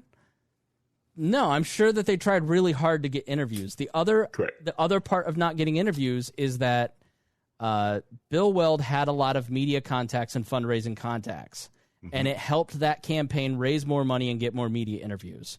Right. Take that for what it's worth. It's not an endorsement of Weld, but it was a reason that they were more successful than the Jorgensen campaign and Bill and Bob Barr. Right. Brandon, did you want to say anything? Well, I mean, the point I was going to make a minute ago was that we talk about taking the high road for the Democrats and how the Democrats and Biden should be more try uniting the country again. But let's also remember Trump spent 4 years talking about how mistreated he was and how this shouldn't happen to another president, and you shouldn't just question his presidency and be mean to him and everything else. Are these same people then who are supporting Trump and claiming this was happening? Are they going to turn and go after Biden just the same way that the Democrats did? So I think on both sides of this, people need to step back and take a higher road and listen to what they were saying before and not be as hypocritical about it. Yeah, Christopher says Weld's influence is easily seen when you remember that they actually had an hour-long CNN town hall where Joe was barely ever mentioned. On all this election coverage on CNN, they're like, and Gary Johnson, and then they don't even show Joe on any of this stuff. They had a 60 Minutes interview. So Listen, there, our buddy Darla, who we love and respect and thank them for being here, says, "Man, she's on the ballot in all 50 states. She should have done better. The BLM stuff killed her." And I just have to respectfully say, like, nobody in my friend circle or my family circle knew who she was. Mm-hmm. Nobody in my friend or family circle asked about her, and it's because they didn't see her on interviews.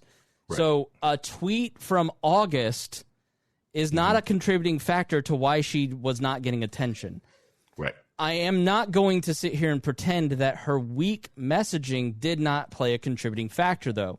I had several friends who are lean libertarian who were looking for an option, look into her, and they just weren't inspired. We said that was going to be the case after the convention. We said that, but like, what was the choice, right? It's the same with Gary Johnson. What was the choice in 2016? What is the choice now? Was Hornberger, was John Mons, were they going to be better at getting media or be as attractive to friends and family? Not in my opinion. And so when Amash dropped out, and remember when he announced he was on Meet the Press that weekend, when Amash dropped out, it significantly hurt the ability for the party to run.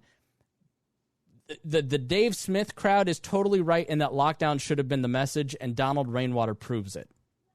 Right. It should have been the message. It should have been the focus. It is the greatest intrusion of liberty on an interpersonal level. Anytime the government is that directly intervening in our lives and people feel it and see it, then it's of a great concern to them. And I think people thought that it wasn't going to be as big of a deal. It's why it was never polled. It's why it's not even... Read anything in the mainstream press or the major media about why this is going on. Nobody's talking about the effects of lockdowns on this election. And it's because they don't see it. They look at the opinion polls and they go, it's 90% approval. But what they don't get is that people lie to pollsters. They do. And they go, listen, I need to tell this person the right thing to say. And that is that I agree with lockdowns. But when you talk to your liberal friends, I don't have one that is for lockdowns. They just want other people to take this seriously so we can get it over with quicker and safer and have less people die. They're willing to use government force at some point if other people will not behave themselves. And that's on the right for saying, I'm not going to do the right thing unless the government forces me to, which reinforces the point that the government is necessary. The right way is to actually read what's going on, see how it works, and do our best to try and stop the spread voluntarily.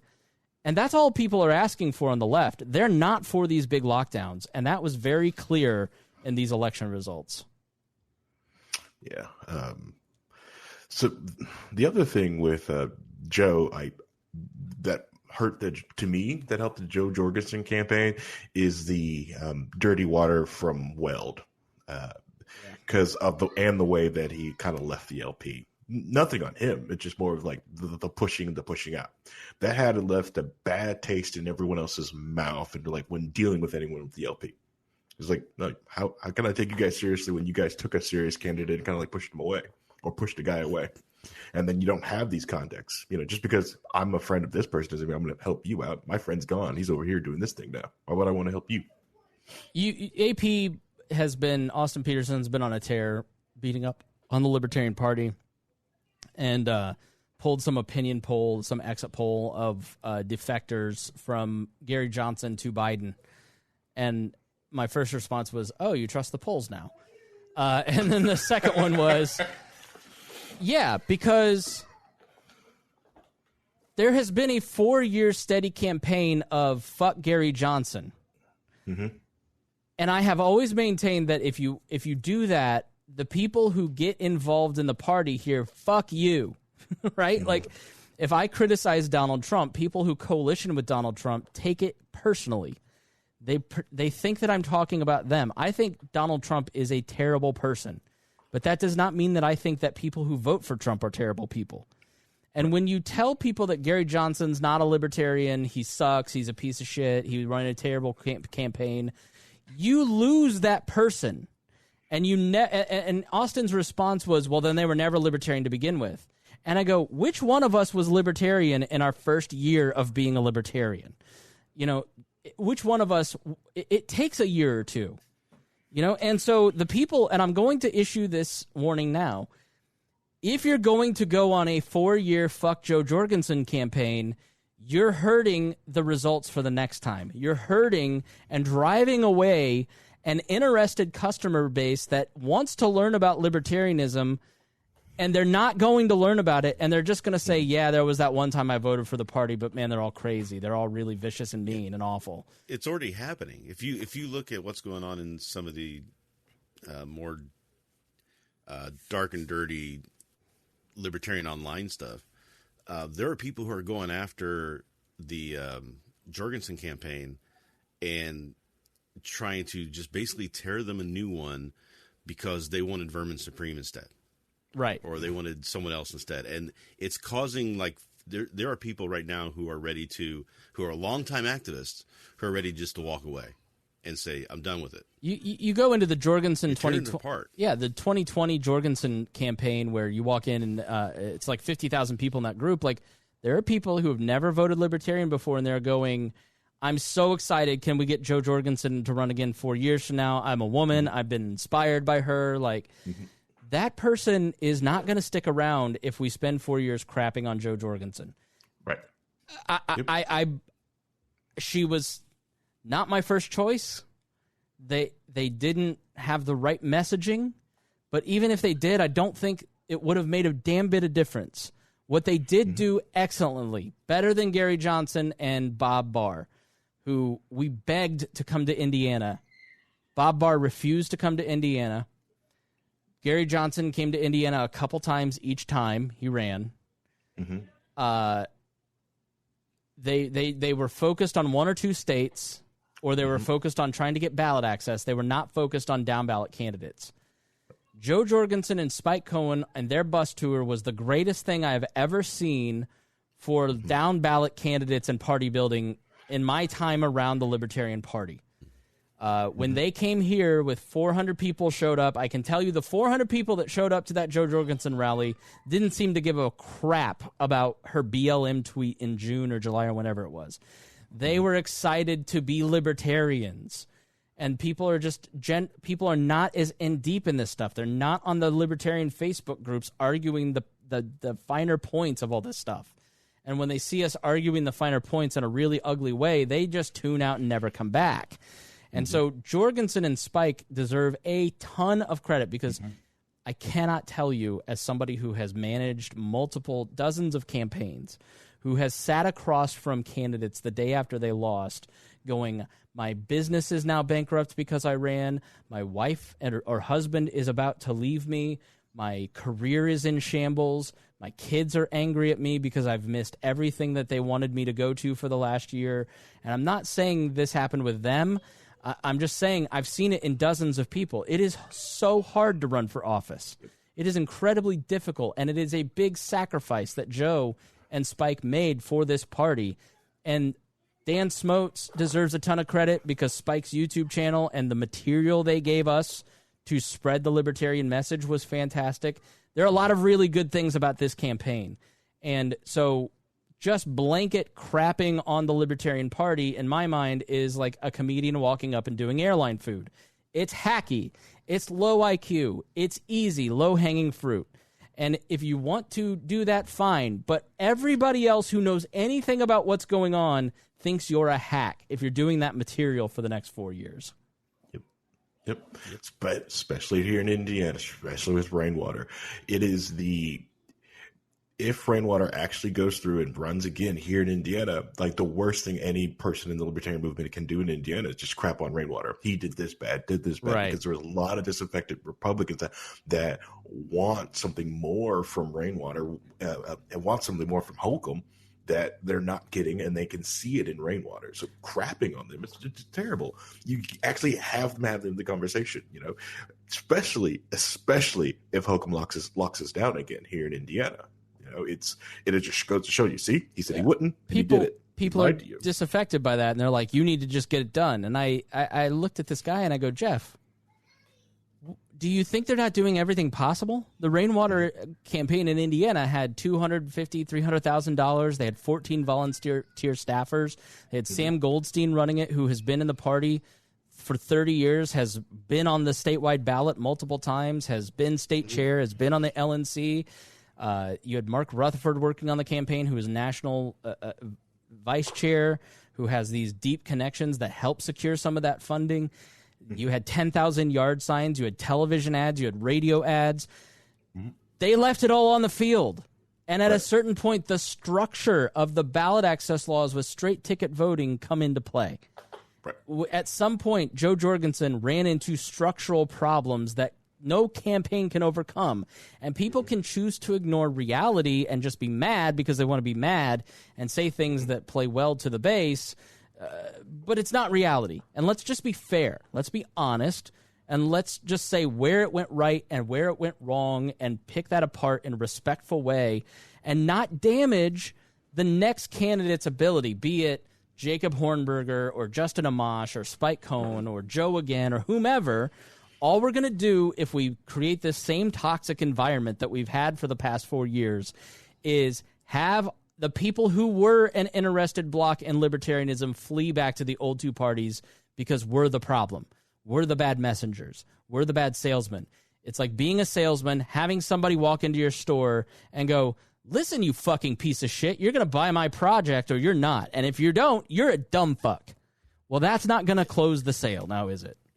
Yeah, you can complain all you want to about Jorgensen's messaging being weak, but when libertarianism is being represented by some of the extreme crazies that we have on the fringes of our party, they're the ones getting all the attention. That's what people see, and that's what they associate with it. We need better people standing up and not being crazy in public social media, marketing, going out and doing the work, as opposed to just slagging off the LP candidate with their Twitter accounts or their YouTube content just to get likes or just to get people to come to their give them money for their books, or their merchandise. It's terrible. Malice making fun of Darla, our friend again, making fun of the Libertarian Party and Joe Jorgensen, Spike Cohn will never not be funny. It's not. And I expect better for Malice because I think he's a brilliant human being. I think he's one of the best writers working today, a great journalist. He's incredibly funny. I've never laughed harder than his Ron Paul Stroke stuff. Great day on Twitter for Malice. It's just hacky. It's not. It does nothing to help the movement in any way, but I don't think that's what he's interested in. So tell it himself. And that's fine. Right. Listen, everybody's got their own thing. Not everybody has to be an LP fan. Austin Peterson has his reasons for not wanting to be in the LP. Dave Smith said to me on our interview, I've never taken shit for being a libertarian until I got involved in the Libertarian Party. There's aspects about it that is horrible. So I'm not going to fault people for it. But I will say, my new thing is just trying to be more like Ronald Reagan's 11th commandment, thou shalt not speak ill of a Republican. I'll critique where necessary, but if I'm gonna, I'm just gonna.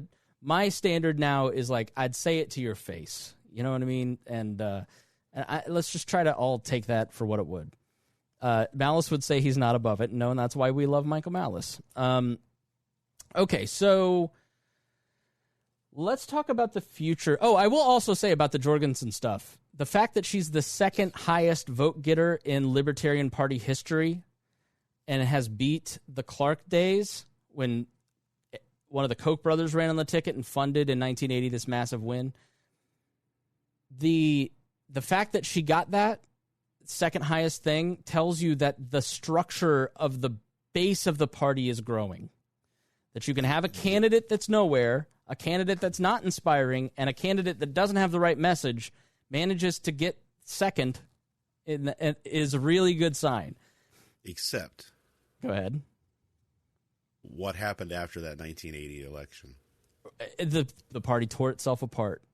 Mm-hmm. So my point is that the presidential race is a marketing race. Don't focus on it. Focus on your local party, because You're never going to win president or a statewide race unless you have a good ground game. When you have a good ground game, like the Donald Rainwater campaign, you can get 13% in a statewide election with straight ticket voting. Now imagine if you have people who are excited to volunteer for the local party in numbers, and it's all bottom up. It's all base up. It's just like reforming the media. Bottom up. Support people like us, like other independent broadcasters.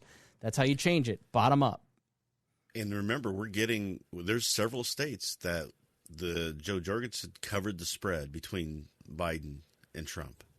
And that has got a lot of people angry, which is good, because they need to start paying attention to the fact that there are people out there who aren't willing to vote for their two candidates, that want to be listened to.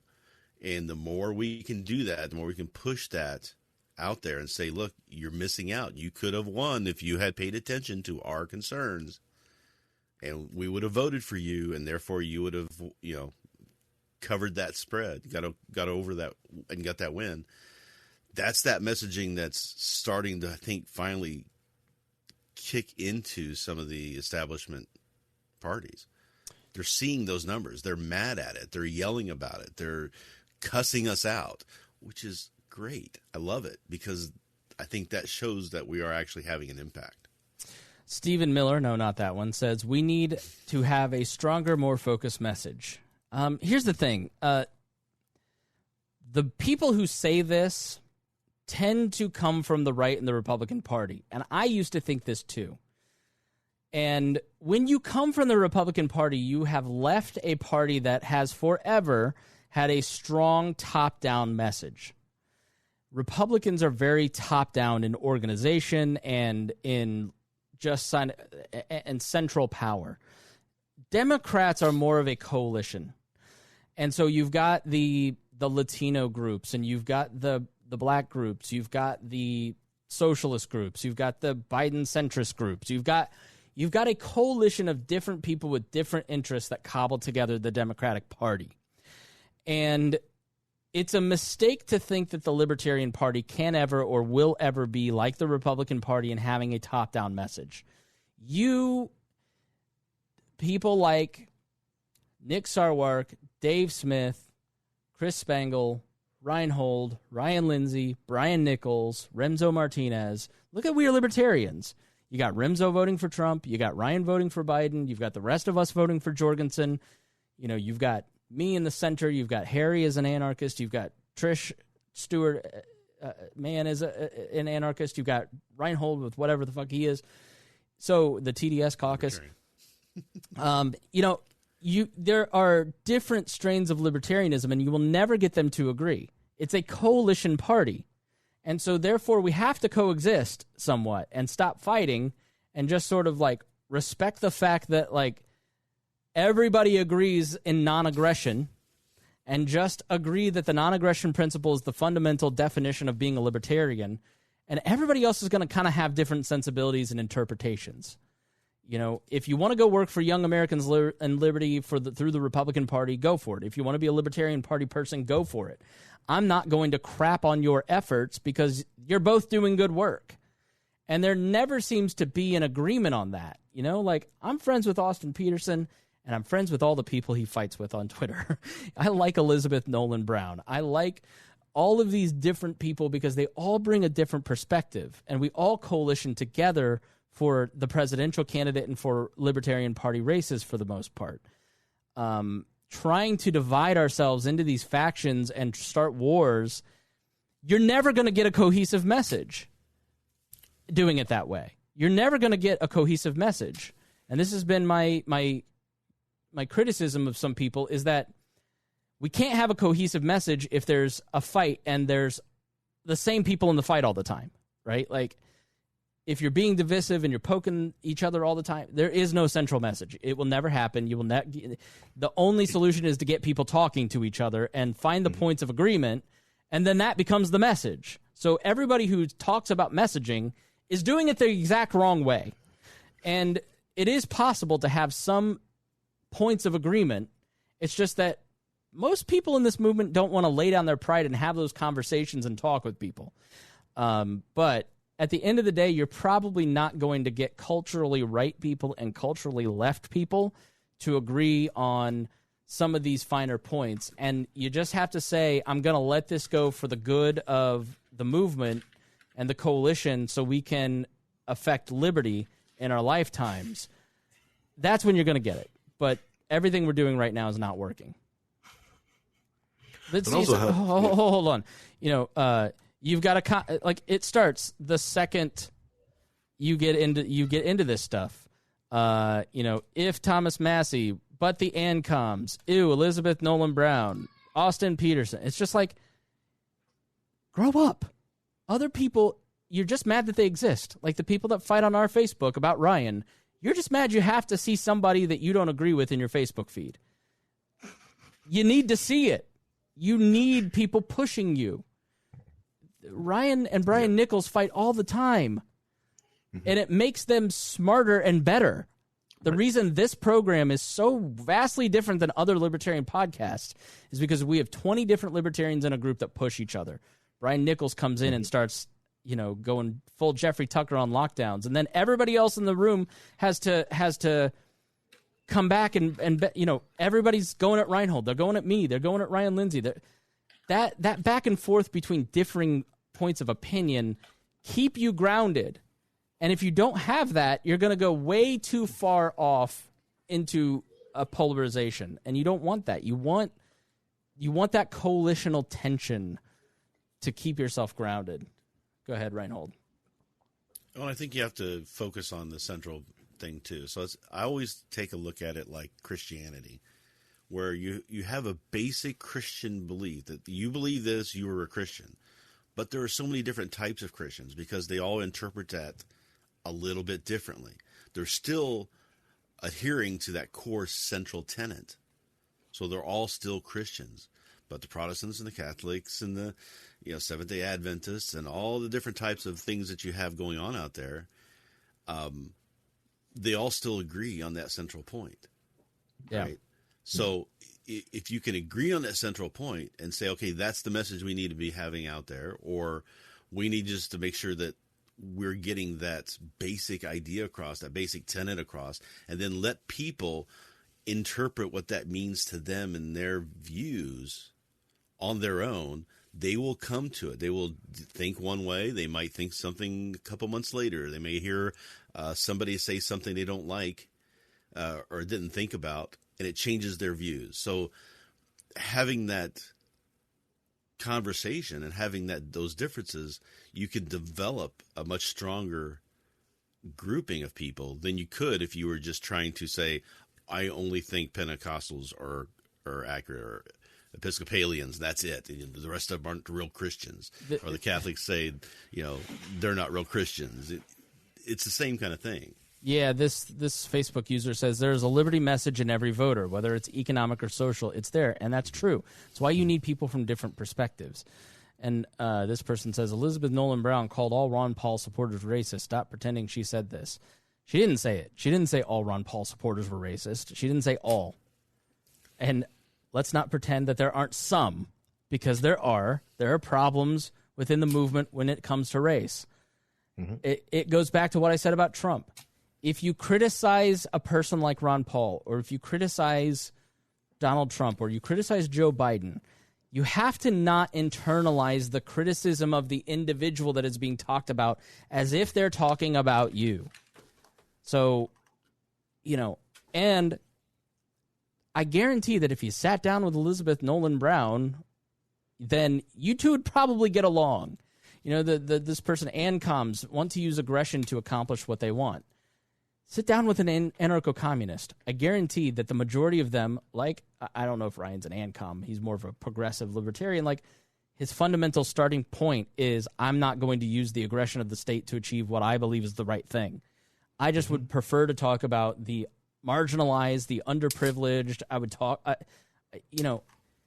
there's nothing unlibertarian about that. It's just that you don't like it culturally, and that's not a valid reason not to engage in somebody or say they're not libertarian, Harry. Yeah, and doing so helps the next campaign out when you do all this, because Joe Jorgensen probably had to dig through a debt hole of the 4 years of Gary Johnson bashing. So she started at a negative number and had to work her way back from that. And so I think she did a great job because of that, because of what she did to Gary Johnson and what happened to Gary Johnson. It's because knowing like this could happen to you when you lose, these people are going to denigrate you and destroy you. Why you even want to run and do this? It's, half the reason why I was impressed with Vermin Supreme going at it, because it's like, when he lost, if he was going to lose, he could take those arrows and just deflect them right back because he's used to doing it. All right. Final point that we'll be quick on because we got to end. CNN apparently just called it for Joe Biden. What? So it sounds like Joe Biden is the next president. Will Donald Trump go? Will he go peacefully? My opinion is yes, Donald Trump will go peacefully. He will never concede. He will never accept the results of the election. He didn't accept the results of his last election. But at his core, he's not going to do. He's going to continue the grievance and roll it into a TV channel. He's already floating the idea. It's what he wanted to do in 2016 was start with Roger Ailes, a Fox News competitor. There's very little leaking out of the White House, which is a very leaky White House, which is why we know so much about what goes on there. And there is Donald Trump is a petty person. He will never accept the results of the election, but he's not a fool. So he's not going to let himself get drug out of the White House by a team of security or the military. Like, he's not that guy. But he is going to keep the petty grievance alive and roll it into that TV and take on Fox News and bring Tucker and Hannity with him and, pay them a ton of money and be a Fox News competitor. The leaks that I mentioned are like, he's just focused on Fox News calling Arizona. So Arizona was called by the Fox News decision desk 10 o'clock-ish as going for Joe Biden. And apparently it just deflated the party at the White House that was exuberant at that point. And they said that he's obsessed with that. And there's like I don't buy it because it didn't affect any votes. It was hours after the polls closed, so who cares? But he apparently just can't handle that Fox News betrayed him, and they're leaking that Fox News is this great turncoat, and I think it's because they're going to turn it into a TV network. So Donald Trump is never going away. Trumpism is never going away. It's not going to be it's going to be the predominant power base in the party for a bit. But there was some polling for 2024 that showed Mike Pence with 30%, Donald Jr. with 20%, then the next one was 8%, and I think it was Chris Christie or Tom Cotton or somebody like that. And so does Donald Trump run again in 4 years? Maybe. He may do a Ron Paul report style thing, which honestly, it's going to be awesome. Donald Trump is going to shitpost the State of the Union live. He's going to be anchoring every major news event. It's going to be fantastic. Breaking news. Jared and Ivanka. Imagine him just sitting here nodding at somebody as they're talking like this. And they're giving facts, and then he's like, I like burritos, right? As they're talking about the Latino vote. That's what he's going to do, but Donald Trump will never take himself out of the news, and the media will never let it go because he's the air that they breathe. He is the money that they make, and Obama was beloved by the press, and even when they had the Senate and the House, it was those evil Republicans that wouldn't let them perfect society. They were stymied everything. It's why everybody on the left hates Mitch McConnell because of that era, because public opinion means more than real power anymore. And so it's just going to be 4 years of Donald Trump said this, Donald Trump said that, and we need to ignore it. And we need to just walk away from it. Walk away from this addiction of what he said. We're all going to fall prey to it. And he's going to get even more ridiculous because once you've taken the guardrails of the office off of him, that check and balance is gone and he no longer has to be decent. He's going to float more and more and more to ridiculous Alex Jones-like places. And you just have to be prepared for that. And so don't go with them because they're going to stupid places. that don't end in liberty. But Donald Trump, his power, a movement built on power and popularity starts to shrink rapidly, and it gets ugly when they no longer have power, no longer have popularity. So we're talking about what do you think is the next step for Donald Trump? Go ahead, Rhinehold. I think it's going to be hiring lawyers to defend himself against a bunch of things that are going to be coming his way, not necessarily all federal, but a lot of state and a lot of he's got $400 million in debt coming due as soon as he steps out of that office. He's got states that have been trying to indict him on certain things that they can't do while he's in office. So I think he's going to have some fun playing there. But yeah, I agreed. He's just going to go out and he's going to do what he did leading up to the 2016 election. He's going to try and just tear apart whoever's in office at the time. He's going to go after Biden. He's not going to stop. He's going to be, it's just going to be a constant barrage of weird, crazy conspiracy theories that he's been throwing out there for years already. Right. He's going to keep doing it. The best part, though, is that I can ignore it now if he's not in office. I don't have to pay attention to it anymore because it won't matter. Yeah. It's exactly right. It doesn't matter. Move on with our lives. And get it going, and try to reel in your Biden derangement disorder. That's all I'm going to say. Your what'd you call it, Harry? It's called the bad Biden anxiety disorder. The bad. He's going to have it bad. Everyone's going to have it bad. Okay. So the Biden anxiety disorder. So it's different. It's better. You heard it from here. My thing with Trump, I think you're right. He's going to fight those lawsuits and but I feel like he's going to crave political power again. So the nightmare scenario is that he decides on a state and becomes a senator. Yep. And then we have to he gets in the Senate and we won't be able to get it. You won't be able to get him out. And the other nightmare scenario is the Trump filibuster. Hearing the Trump filibuster just be the worst, but hilarious at the exact same time.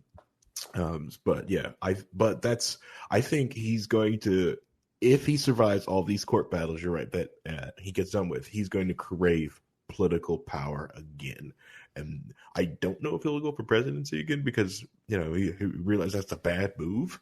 So he might go for like a local election or just a Senate seat but there's something else to consider too, is that he's going to be near 80 when, the next election comes around.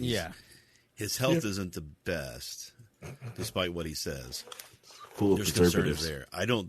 I think the stress of the presidency, plus what's going to happen to him after, might just put him in a position where he's like, you know what, I'm good. I'm just going to go retire and stop because I can't do it anymore. He's going to be exhausted. So you see that with every president that's ever been in office, how they age during the time that they're in there. I mean, it's just going to tear. That's why everybody's worried about Biden. What's this going to do? 4 years going to do to him if he lasts 4 years? Yeah. Right. Nancy Pelosi still wants to be Speaker of the House. She's 80. She's not going to. I get that she's politically savvy and really good at that, but there are other people in the party who can do that too. She's toxic. Her name is toxic, whether it's her fault or not. She's just going to be a lightning rod for all the attention for the disaffected Republicans who want to get back control of the House. She needs to step aside and let somebody else better come in and take over that position. Really against her trying to run for it again. Right. I just want to say that now that Joe Biden is president-elect, he is the worst president of my lifetime. Oh. Did they announce it? Yeah, no, CNN announced that Trump has lost. NBC has called it. Okay. Trump TV. Breaking news. Trump TV will be on Channel 666. All right, final thoughts, everybody.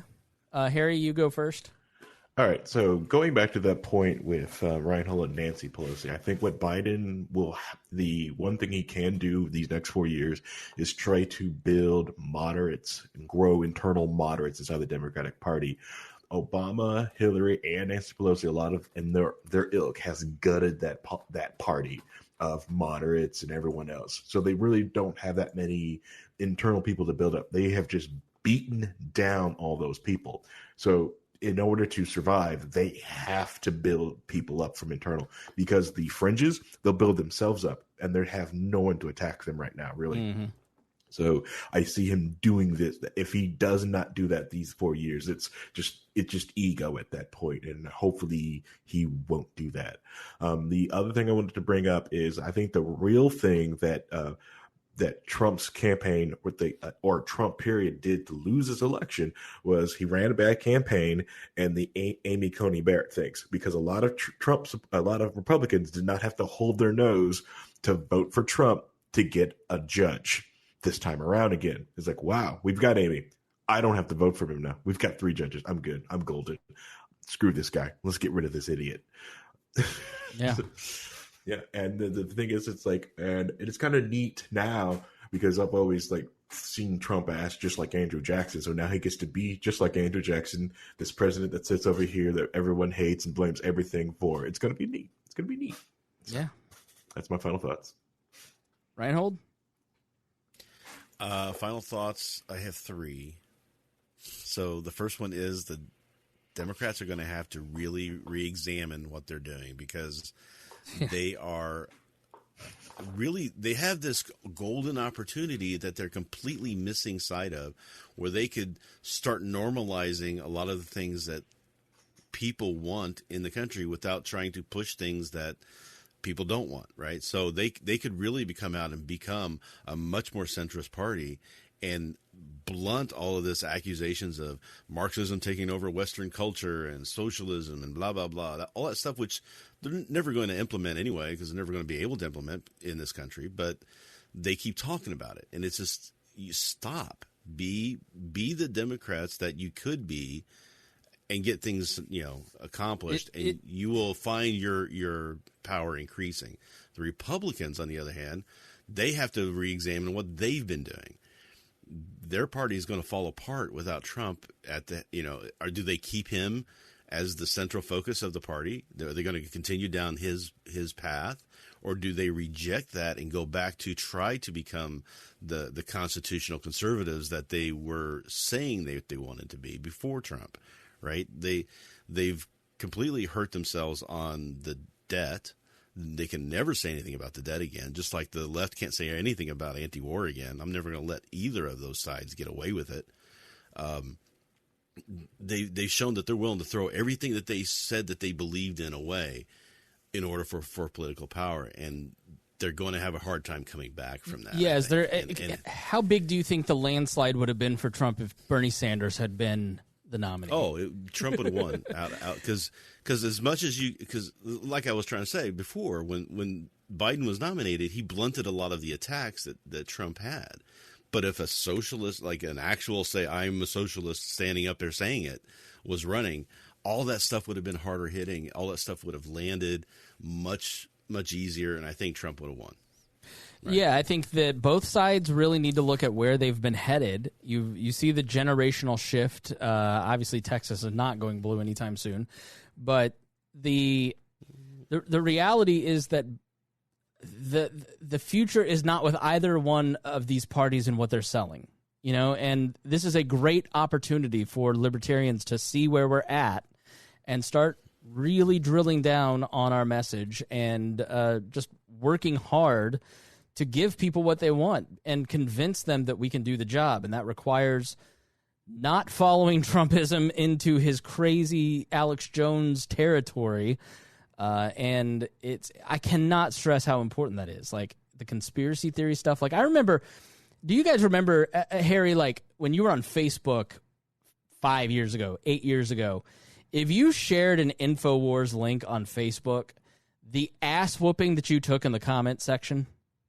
Right. It was just like, I can't believe you did this. Da, da, da, da, da. Here's this video. Da, da, da, da. Discredit this, discredit that. Yes. Yes. The problem was always going to take care of itself, but right. Democrats don't get that, and so they started having Facebook censor, and now everybody's freaking Alex Jones. Like, I saw 2 columnists for a major newspaper going back and forth talking about voter fraud conspiracies as if it was just a total fact.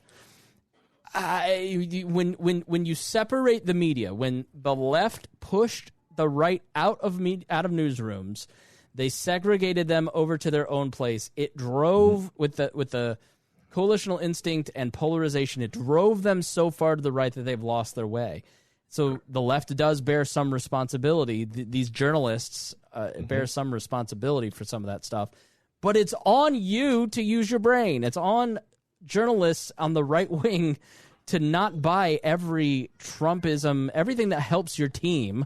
You know, take a critical look on the laptops. Take a critical look at the Hunter Biden stuff. Take a critical look at the voter fraud stuff. Like, you know, just because everybody else has lost their mind, it doesn't mean you need to. That's what this centrism is the way. That's why I do think there will be probably an Amash Gabbard ticket or an Amash Spike Cohn ticket in 4 years. I think Justin Amash has the right sensibilities combined with the right policies and the right credentials to appeal to a broad spectrum of Americans. And it's going to be the right messaging, incredibly smart, good character. So let's not mess it up. Any more, Rhinehold? Let's not chase him out of the party with our conversation, all our infighting like we have been doing. But the third point is that I am going to have to go out and get a new USB cable, because apparently mine has been decided this morning to stop working half the time. So I apologize for all of that. That's okay. So. All right. I just want to thank everybody for listening. I'd love, if you've listened this far, then you are a true fan. Please go to chrisspangle.com. Check out my near daily column that I'm writing there.